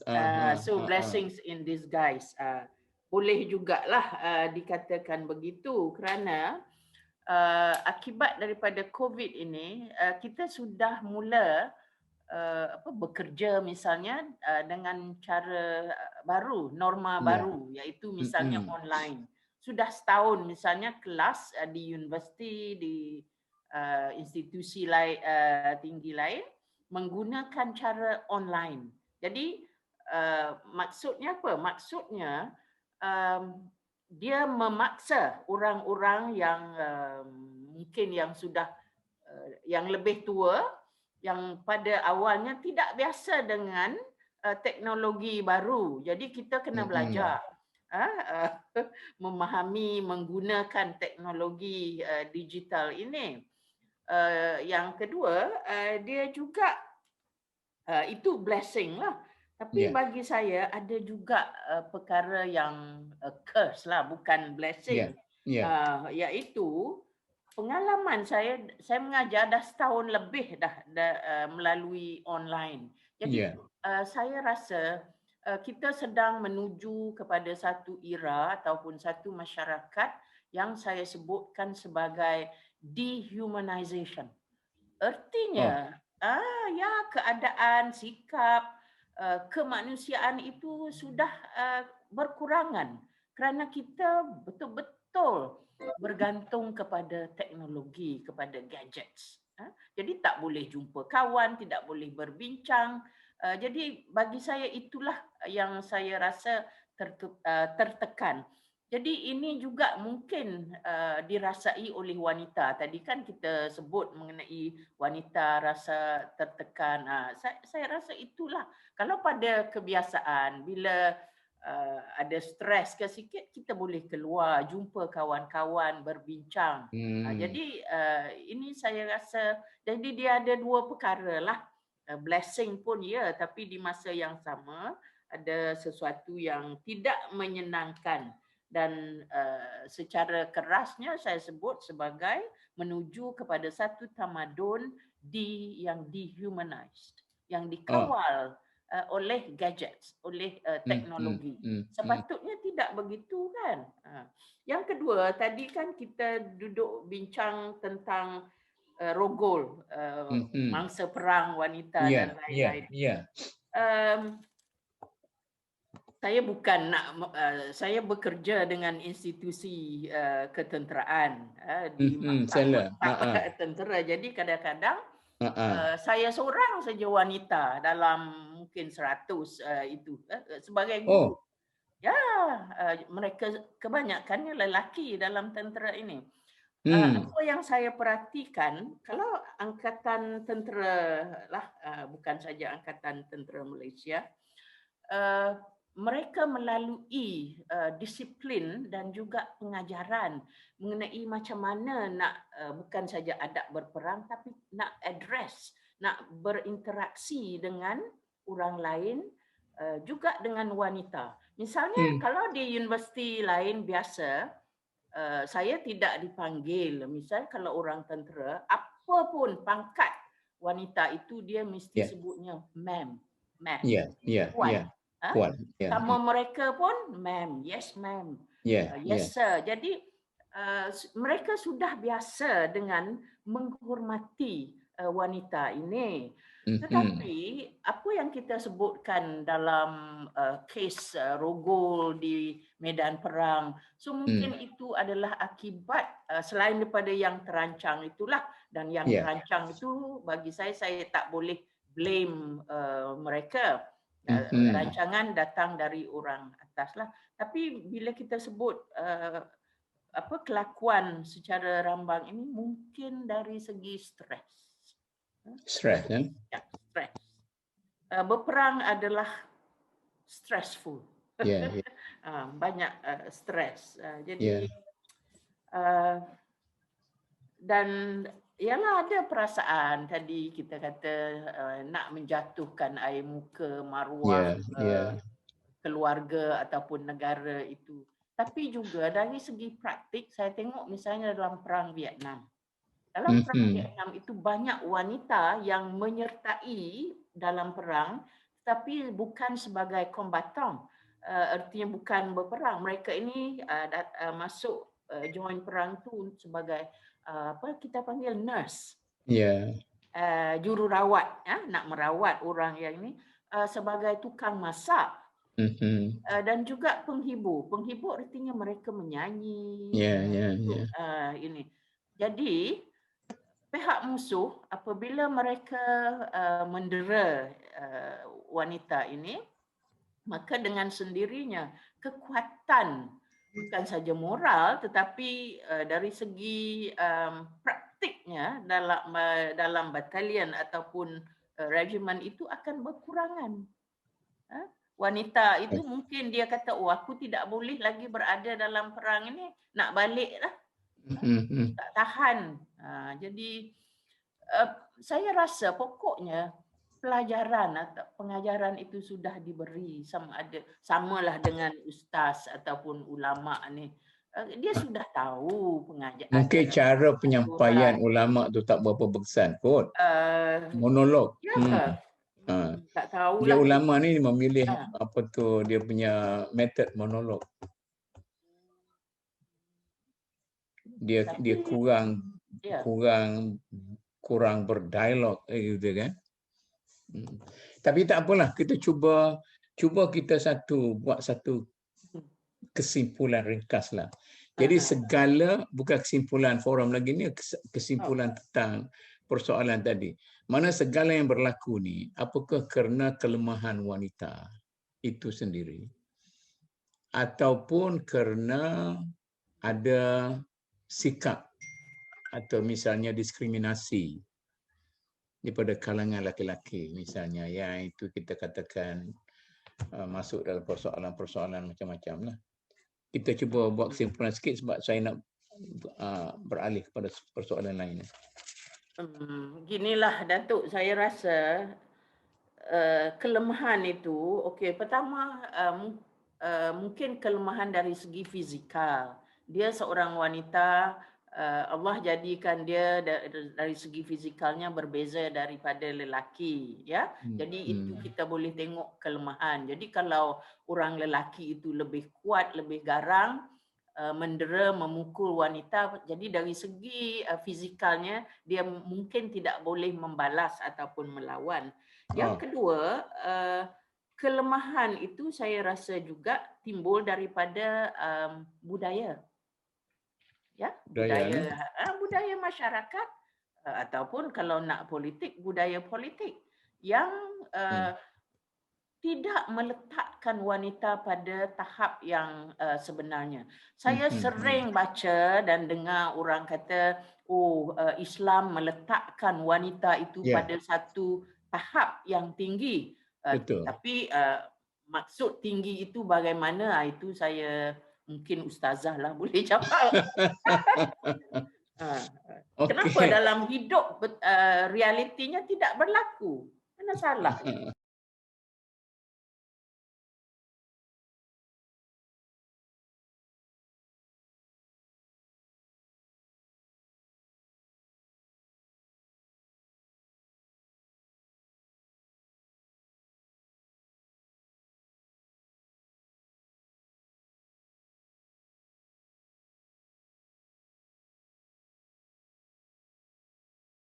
Tidak menggambarkan ajaran Islam itu sendiri. Jadi bagi saya ini bukan salah ulama.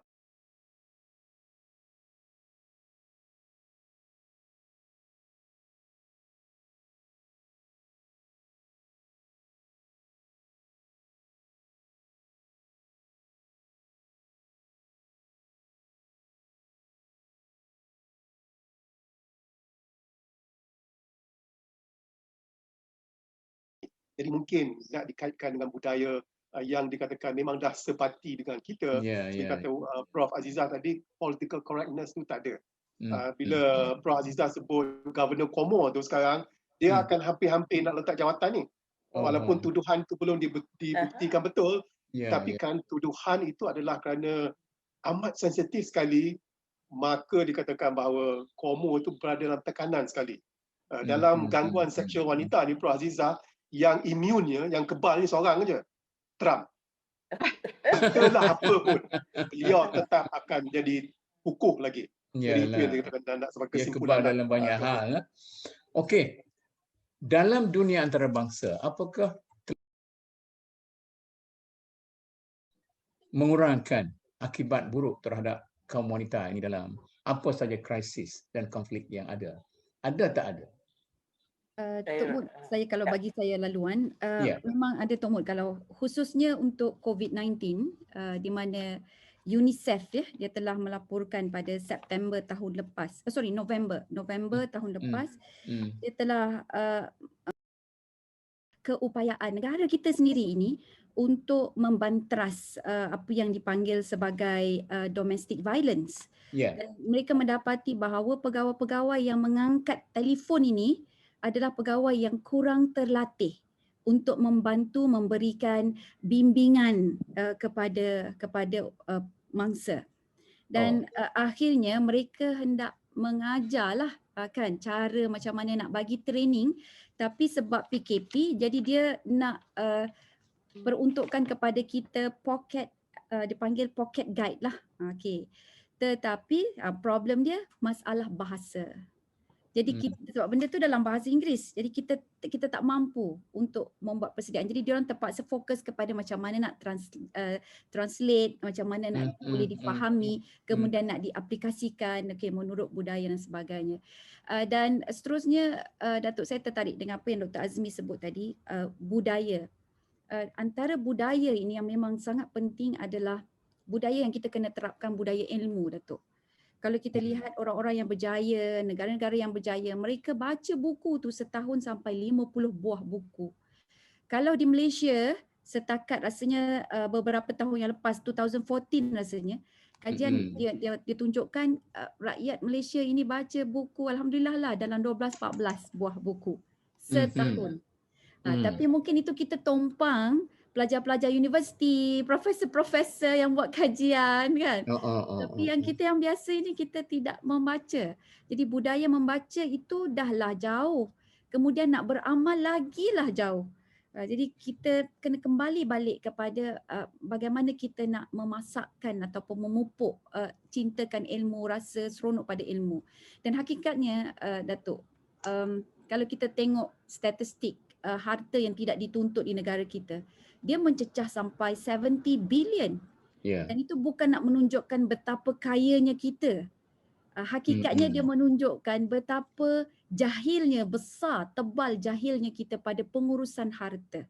Dan kalau kita tengok kembali statistik, siapa yang meninggal dulu ni, yang banyak meninggal, suami ke isteri? Rata-rata dia akan kata suami yang banyak meninggal dulu. Jadi dengan kata lain, kalaulah kita ada waris-waris di kalangan wanita, maka wanita-wanita ini kurang pandai dalam mengurus harta. So again we have to go back. Macam mana nak kita memberdayakan masyarakat kita dengan knowledge, dengan ilmu pengetahuan, dan akhirnya itu menjadi budaya mereka. Bukan setakat mereka belajar, pandai cakap, tapi bila sikap dia ke laut. Allahu Akbar. Okey lah. Tok Mun, tambah apa Ustazah cakap tu, bila dengar statistik jumlah setahun buku dibaca untuk rakyat Malaysia berbelas-belas, Ustazah ya.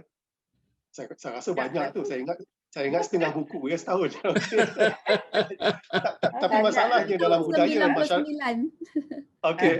Kita banyak baca manga lah. Ya, satu banyak baca manga, satu lagi adalah masalahnya kita banyak baca tajuk ya. Ya. Berita dia kita tak baca dalam akhbar media. Dan satu lagi Dr. Azmi, kan sekarang kita ada media sosial. Jadi nak baca buku tu susah sikit lah, kena belilah. Lepas itu kalau ada WhatsApp ke internet, baca saja. Cukup tajuk berita, beberapa perkara yang asas. Maaf. Jadi ini betul. yang saya kata tadi, tamadun itu sedang berubah. Makin beratlah tugas kita kan. Okeylah. Baik. Tabiat membaca sebenarnya, Datuk, tabiat membaca pada tahap yang kita lakukan dulu di peringkat SPRM, Survey Research Malaysia, Perpustakaan Negara, data tu menunjukkan jumlah yang jauh lebih kecil daripada apa yang Ustazah cakapkan tadi. Jadi kita perlu lihat adakah itu buku ilmiah, adakah itu buku umum, adakah dari segitu. Jadi ini merupakan suatu dapatan kajian yang kita boleh kaji semula lah. Sebab kita memang terkenal dengan kadar literasi yang tinggi, hampir-hampir 91.3 kalau tak silap saya dulu. Tapi kita tidak mengimbanginya dengan satu tabiat membaca yang tinggi. Ya, kalau setakat akhbar dan seperti Prof. Anas kata, membaca tajuk-tajuk berita, itu lebih mencerminkan apa yang didapati lah dalam kalangan pembaca buku, pembaca biasa di Malaysia. Ya, dia berkenaan dengan berkenaan dengan berita-berita COVID dan sebagainya ya. Kita lihat bahawasanya dalam masyarakat kita telah berlaku suatu apa yang disifatkan sebagai oversaturation of news dan sebagainya. Ya, jadi malangnya kita inginkan ya berita-berita yang lebih analytical, seperti bagaimana kita hendak membuat keputusan tentang COVID, vaksin dan sebagainya. Jadi di situlah kelemahan masyarakat kewartawanan kita, masyarakat pembaca kita. Kita kurang melakukan analytical reading. Kita lebih mudah ya melihat, mendengar, cakap.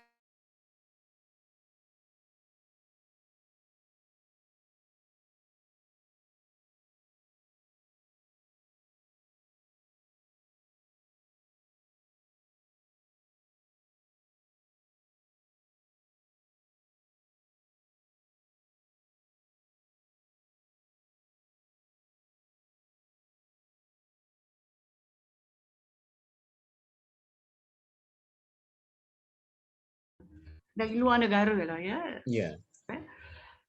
Cara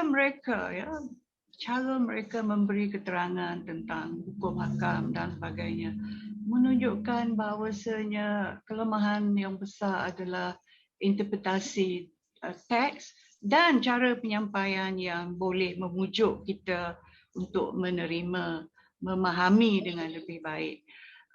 Proses itu terlalu didaktik ya, dan pada tahap-tahap yang saya lihat amat mencemaskan juga kita bila mendengarnya, kerana tidak langsung memberi peluang-peluang interpretasi kita dan membantu kita menerima ajaran, menerima message, menerima terutama dari segi ajaran agama. Kita sentiasa mencari-cari, kita sentiasa belajar, kita sentiasa membuat kajian kita sendiri. Tapi apabila kita bertembung dengan cara komunikasi seperti itu, ialah kita kecewalah sebenarnya saya rasa.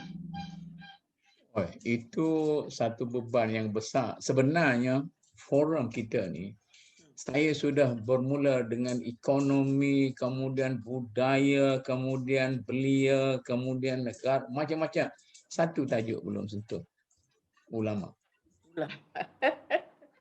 Iaitu tajuk yang saya paling kalau nak bincang pasal ulama ni kena panggil orang ulama ataupun orang juga yang bukan ulama.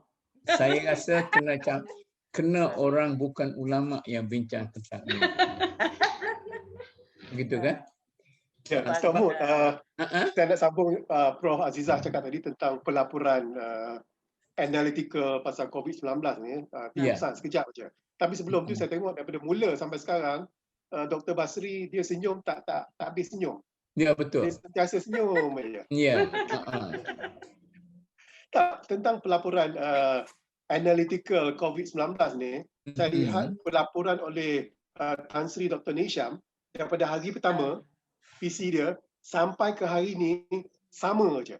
Iaitu jumlah positif, jumlah yang sembuh, jumlah kematian, analytical dia tak ada tau. Langsung tak ada. Jadi sebab itu rakyat Malaysia dia berpandukan kepada jumlah positif COVID-19. Sebenarnya tak boleh pakai itu. Kenapa ianya berlaku? Kerana pelaporannya adalah begitu. Dan kalau kita lihat masa mula-mula dulu, soalan daripada wartawan pun soalan biasa. Soalan yang dikatakan yang tidak boleh membuatkan Dr. Nisham membuat satu rumusan analytical.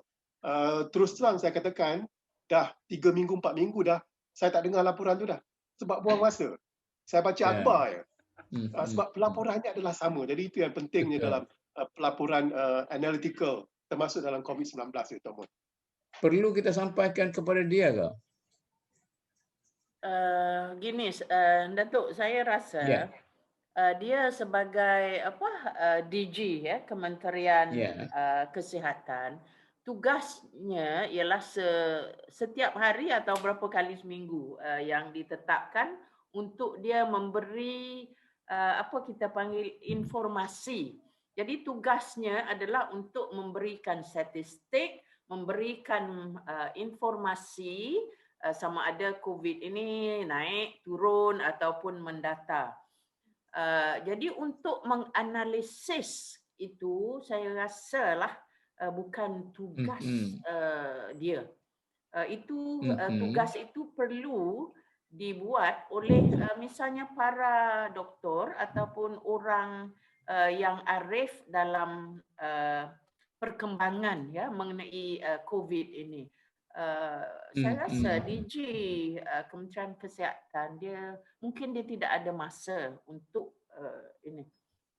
Tak tahulah, mungkin itu pandangan saya lah.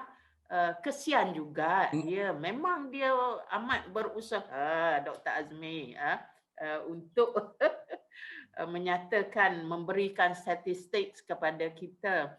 Jadi itu tugas mereka itu.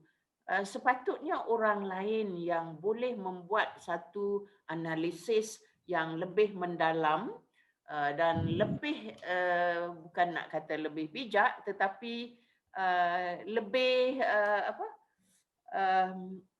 difahami oleh masyarakat umum.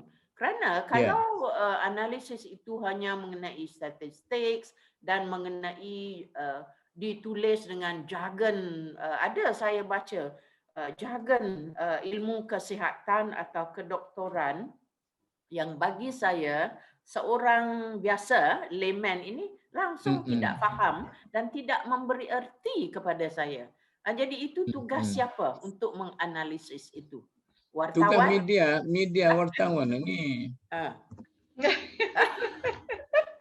Kita kena tanya orang media ni. Sekarang ini ada ke tidak media-media yang menumpu kepada soal COVID ini? Kita ada politik, kita ada hiburan, kita ada apa semua, tapi bidang ni nampak belum ada. Kita banyak membaca isi kandungan berita tentang politik sebab kita obses politik. Kita obses hal-hal etnik, kita obses tentang hal-hal politik. Tapi saya rasa pelaporan tentang COVID-19 ni kita perlukan, seperti Prof. Ranas kata, kita perlukan para pakar untuk membuat interpretasinya lah. Pada saya, DG kita adalah seorang yang pakar dalam bidang tu ya. Mungkin dia terikat dengan masa, ya, terikat dengan masa yang terhad. Ataupun mungkin seperti Dr. Azmi kata tadi, tidak ada wartawan yang bertanya soalan-soalan yang bijaksana. Jadi Tok Mut telah berjaya ya membalikkan persoalan itu kepada masalah media dan bukan masalah ulama ya. Tapi memang Tok Mut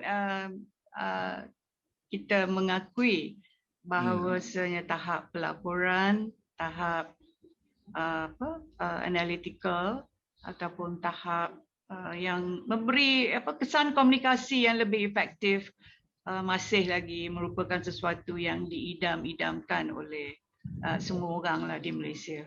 Ya. Okey, kita balik kepada masalah wanita kita tadi. Sampai sekarang ini wanita sendiri, sejauh mana wanita sendiri bergerak untuk membaiki kedudukan mereka itu? Wanita sebagai mangsa, sebagai apa-apa semua sekali di setiap medan wanita menjadi mangsa. Apakah ada gerakan wanita? Yang saya sedar wanita ni banyak bergerak dalam bidang menuntut hak yang sama. Gitu kan? Tapi dalam bidang-bidang ni ada tak educate wanita sendiri ataupun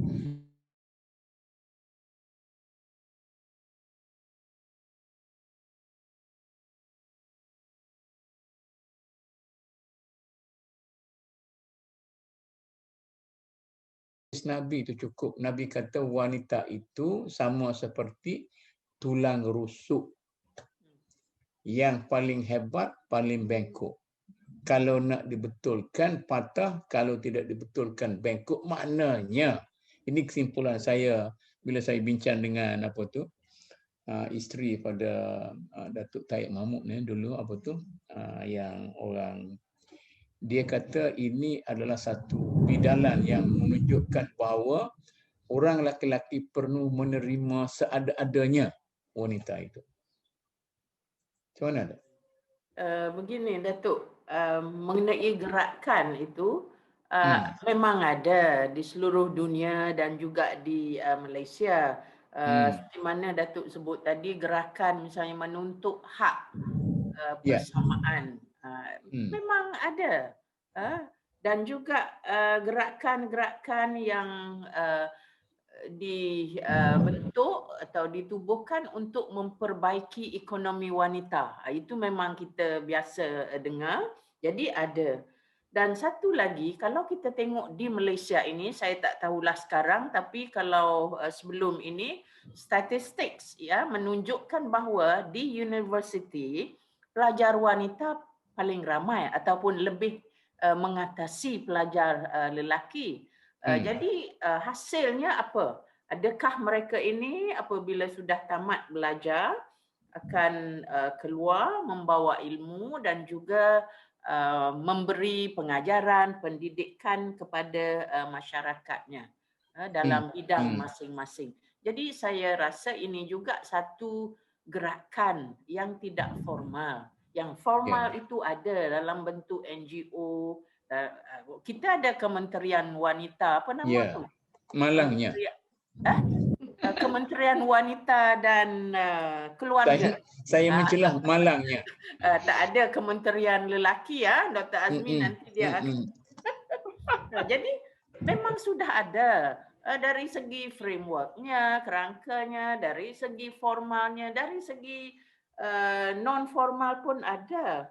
Tetapi kenapa hasilnya kita tidak mencapai konsensus bahawa gerakan ataupun gerakan-gerakan ini sudah berjaya. Jadi di mana silapnya? Tadi Datuk sebut boleh mengenai nak mendidik para ulama. Saya rasa di Malaysia ini sukar. Siapa kamu mendidik ulama? Sebab di Malaysia ini bila sebut saja ulama itu, wah, maka orang akan terpengaruh, terpikat dengan kepandaian, ketinggian martabat. Jadi apabila kita mencabar mengajar mereka, jadi itu akan dianggap mencabar.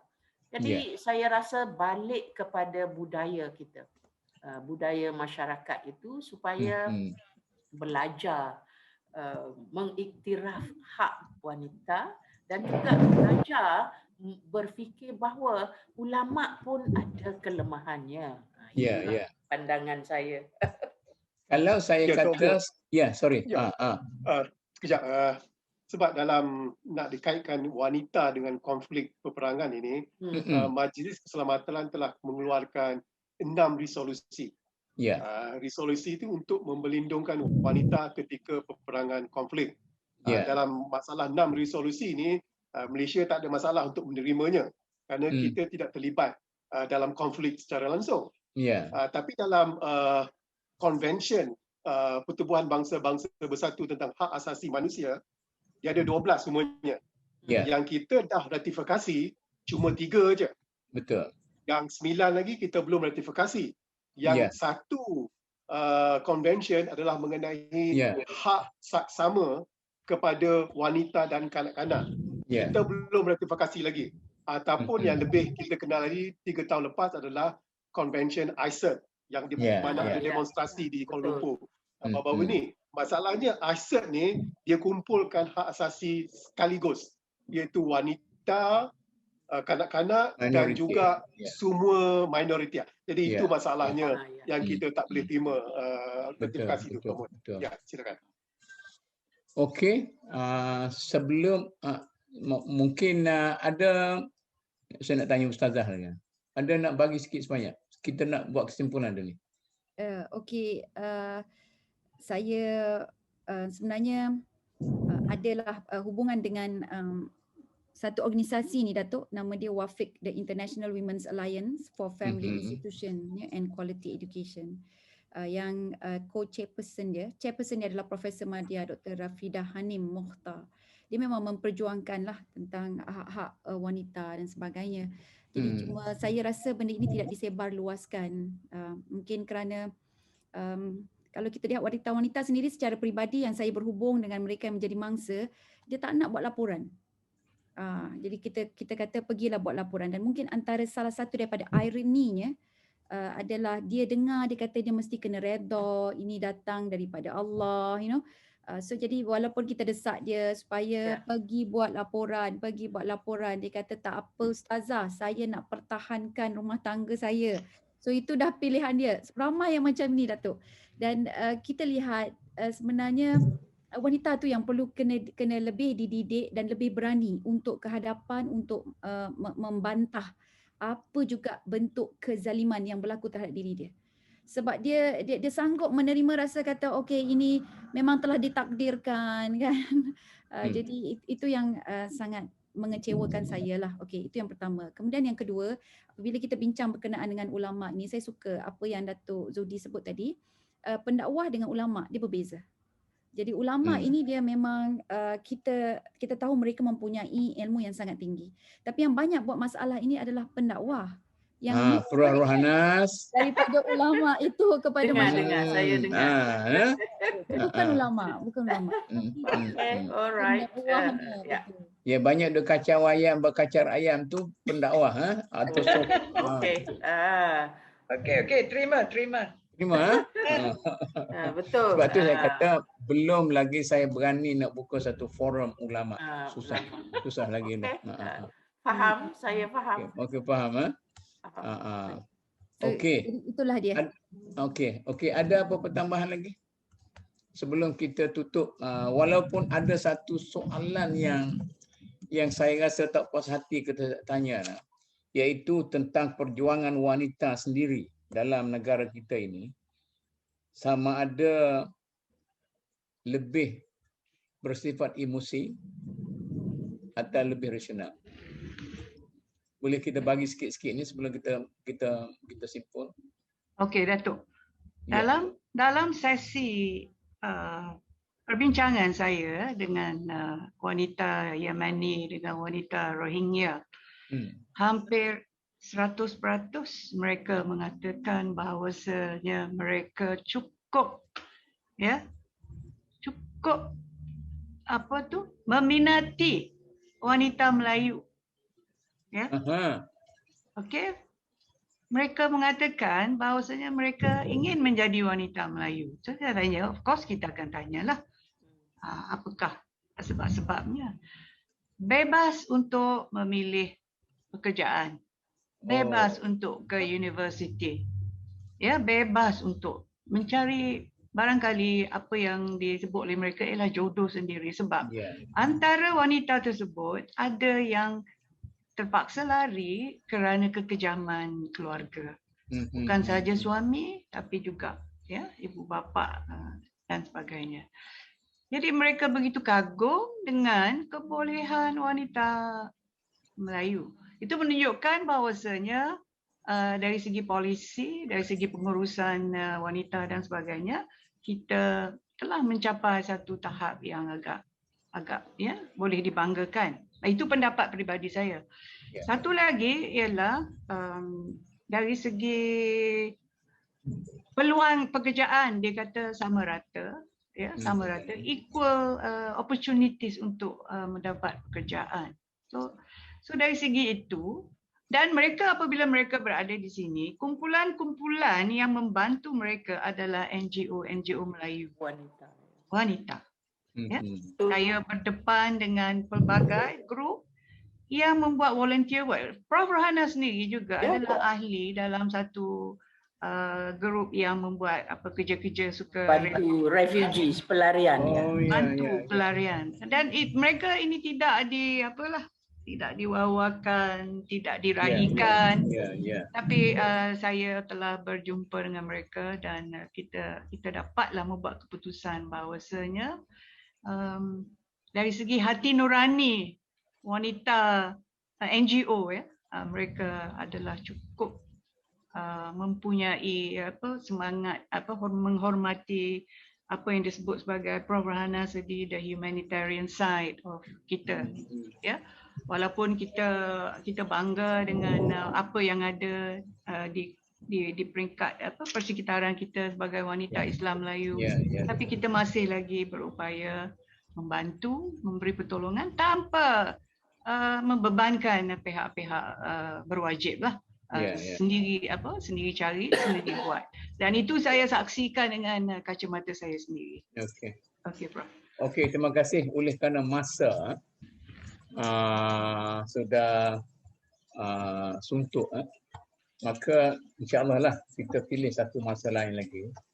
Kita bincang fokus betul-betul kepada bukan saja soal bagaimana kita anjuran-anjuran kita katakan tadi, tapi bagaimana kita realisasikan pandangan-pandangan kita tadi. Macam saya pun tak tahu Prof Rohana terlibat dalam kerja-kerja amal. Saya diingatkan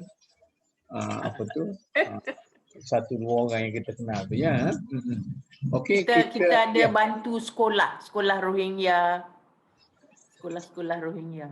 Ya. Oh gitu. Mungkinlah sebab saya sudah tidak berada dengan human rights lama dah. Mungkin kita tak ada maklumat tu lah. Okey, kita mulakan dengan Profesor Rohana dulu, simpulkan. Okey, pendek ringkas saja kesimpulannya. Saya rasa apabila kita bercakap mengenai wanita, kaum wanita dan kesan daripada konflik, pertama mereka ini adalah mangsa dan mereka juga boleh jadi pendorong untuk memperbaiki keadaan. Dan wanita juga selain dia jadi mangsa atau pendorong, dia juga boleh menerima beban. yang terhasil daripada konflik ini. Dan kita tengok ini misalnya dalam masyarakat di Malaysia sendiri, seperti mana yang Prof Azizah sebut, banyak daripada NGO pertubuhan ini dibantu ataupun dipimpin oleh wanita. Kenapa? Adakah kerana perasaan keibuan, kewanitaan ataupun humanity itu, ataupun mereka lebih banyak mempunyai masa untuk menjalankan kerja-kerja. Jadi saya rasa orang bukan seronok, bangga jugalah menjadi wanita di Malaysia ini.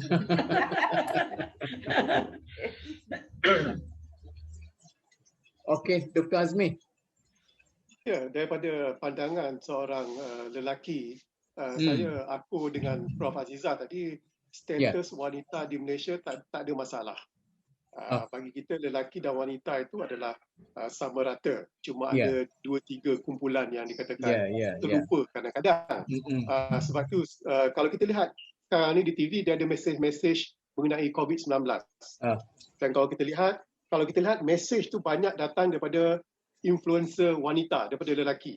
Yang lelaki seorang dua je. Seperti pelawak Haris Ismail umpamanya.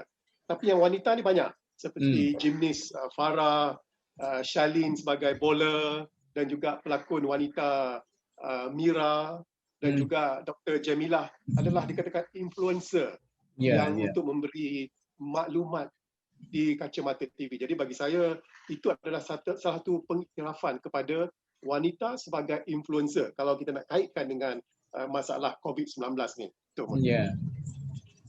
Okey, terima kasih. Ustazah. Baik, bismillahirrahmanirrahim, Datuk dan juga doktor-doktor yang saya hormati. Pada saya baik keluarga, baiklah masyarakat. So kalau kita nak masyarakat yang baik, dia perlu bermula daripada olahan keluarga yang baik.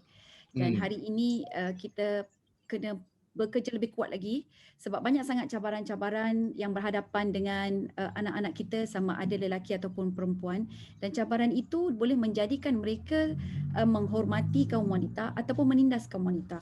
Contohnya Netflix, contohnya social media yang sedia ada yang mereka tidak lagi dipersiapkan untuk terjun ke dalam social media, apa adab-adab dalam masyarakat, tapi dah ada akaun Facebook, dah ada akaun IG, TikTok dan sebagainya kan, anak-anak kita berlambak di situ. Dan kemudiannya masalah LGBT yang baru-baru ini memang sangat menyedihkan kita, dan kita seolah-olah kehilangan lelaki yang betul-betul genuine lelaki sedikit demi sedikit kan, sedangkan itulah harapan kita, harapan negara kita. Dan saya terkejut sebab saya nampak dalam pop-up di telefon dan sebagainya yang game itu boleh ada program lelaki kahwin dengan lelaki.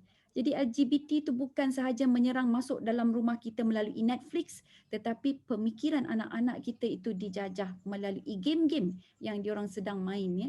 Jadi saya rasa kita kena lebih proaktif, especially kalau nak buat cepat, kena fokus on keluarga lah, pembangunan keluarga ke ibu bapaan ke. Jadi mudah-mudahan dengan cara itu kita boleh menyelamatkan masyarakat yang merupakan kesayangan Nabi Muhammad sallallahu alaihi wasallam, umat Nabi Muhammad. Wallahu a'lam. Okey, terima kasih. Prof Azizah. Okey, terima kasih Datuk Umut bagi peluang juga kepada saya. Saya telah menjalankan banyak kajian tentang kandungan dan sebagainya. Ya, kita dapati bahawa memanglah wanita dia ada sifat-sifat kelemahan dia. Tapi dari segi agama kita, surah An-Nisa, surah Al-Baqarah semua menyatakan untuk melindungi wanita. Sudah ada di dalam pemikiran kita dari kecil lagi. Wanita harus dilindungi. Wanita harus dihormati jugalah. Ya. Jadi saya memohon sangatlah kepada pihak, yalah. Tok Bu tahu dah saya nak cakap. Pihak lelaki yang berwibawa, yang mempunyai kuasa, yang mempunyai kontrol, supaya lebih bijaksana dalam memberi sokongan, dalam memberi peluang, dan memberi penghormatan lah pada saya ya. Kalau dalam akademia ada wanita yang bijak-bijak juga tapi tidak sangatlah diberi peluang-peluang tertentu. Jadi saya rasa dari segitulah ya, dari segitu supaya mereka lebih prihatin, lebih memberi pertimbangan yang bijaksana terhadap keupayaan wanita, sebab saya rasa ini adalah suatu daya force yang harus kita gunakan ya untuk membangun keluarga, untuk membangun sistem pendidikan kita. Dan barangkali dalam musim perang kita akan jadi seperti wanita-wanita yang mengikuti Nabi Muhammad sallallahu alaihi wasallam. Ya, kemungkinan itu ada ya saya rasa pada wanita Melayu kita. Prof. Okey. Okey, terima kasih semua. Saya rasa perbincangan kita pada hari ini panjang. Saya pun tidak tahu, mungkin persoalannya agak berat dan bagaimana kita cuba mencari satu pengertian di sebalik realiti yang ada. Mungkin kita cuba perincikan lagi. Sebab kita bincang bukan saja tentang konflik antarabangsa dan krisis-krisis yang seperti itu, tetapi kita nampaknya persoalan tentang wanita itu sangat luas. InsyaAllah kita akan lanjutkan lagi. Dan sebelum kita berpisah, saya mengambil kesempatan untuk mengucapkan berbanyak terima kasih kepada para panel kita pada hari ini yang dengan bersungguh-sungguh berbincang tentang persoalan ini. Dan mungkin ada idea-idea yang perlu saya bagi pihak tuan rumah melanjutkan perbincangan untuk masa hadapan dan sebagainya. Sebagai contoh, bila kita berbincang sebelum-sebelum ini, antara contoh yang kita ambil iaitu tentang kursus pra-perkahwinan dalam negara kita. Kita sudah meminta satu kumpulan membuat kajian baliklah. Kalau boleh kita ubah kursus seperti itu, kita pergi bincang dengan jabatan-jabatan agama supaya mencari satu metod dan kurikulum yang tidak seperti mana yang ada pada hari ini. Dan mungkin dalam perbincangan ini juga kita cuba mencari kesimpulan yang boleh kita lanjutkan secara dalaman, kemudian kita keluar pada masyarakat. Begitulah tuan-tuan dan puan-puan, para penonton sekalian. Dan mungkin pada peringkat hari ini yang menontonnya tidaklah begitu ramai. Mungkin ramai, mungkin tidak begitu ramai, tetapi yang menonton besok, lusa, tulat, minggu depan dan sebagainya, dia semakin bertambah sebagai satu kumpulan yang besar yang menonton perbincangan kita. Dan akhir kata saya ucapkan wabillahi taufiq, wassalamualaikum warahmatullahi wabarakatuh.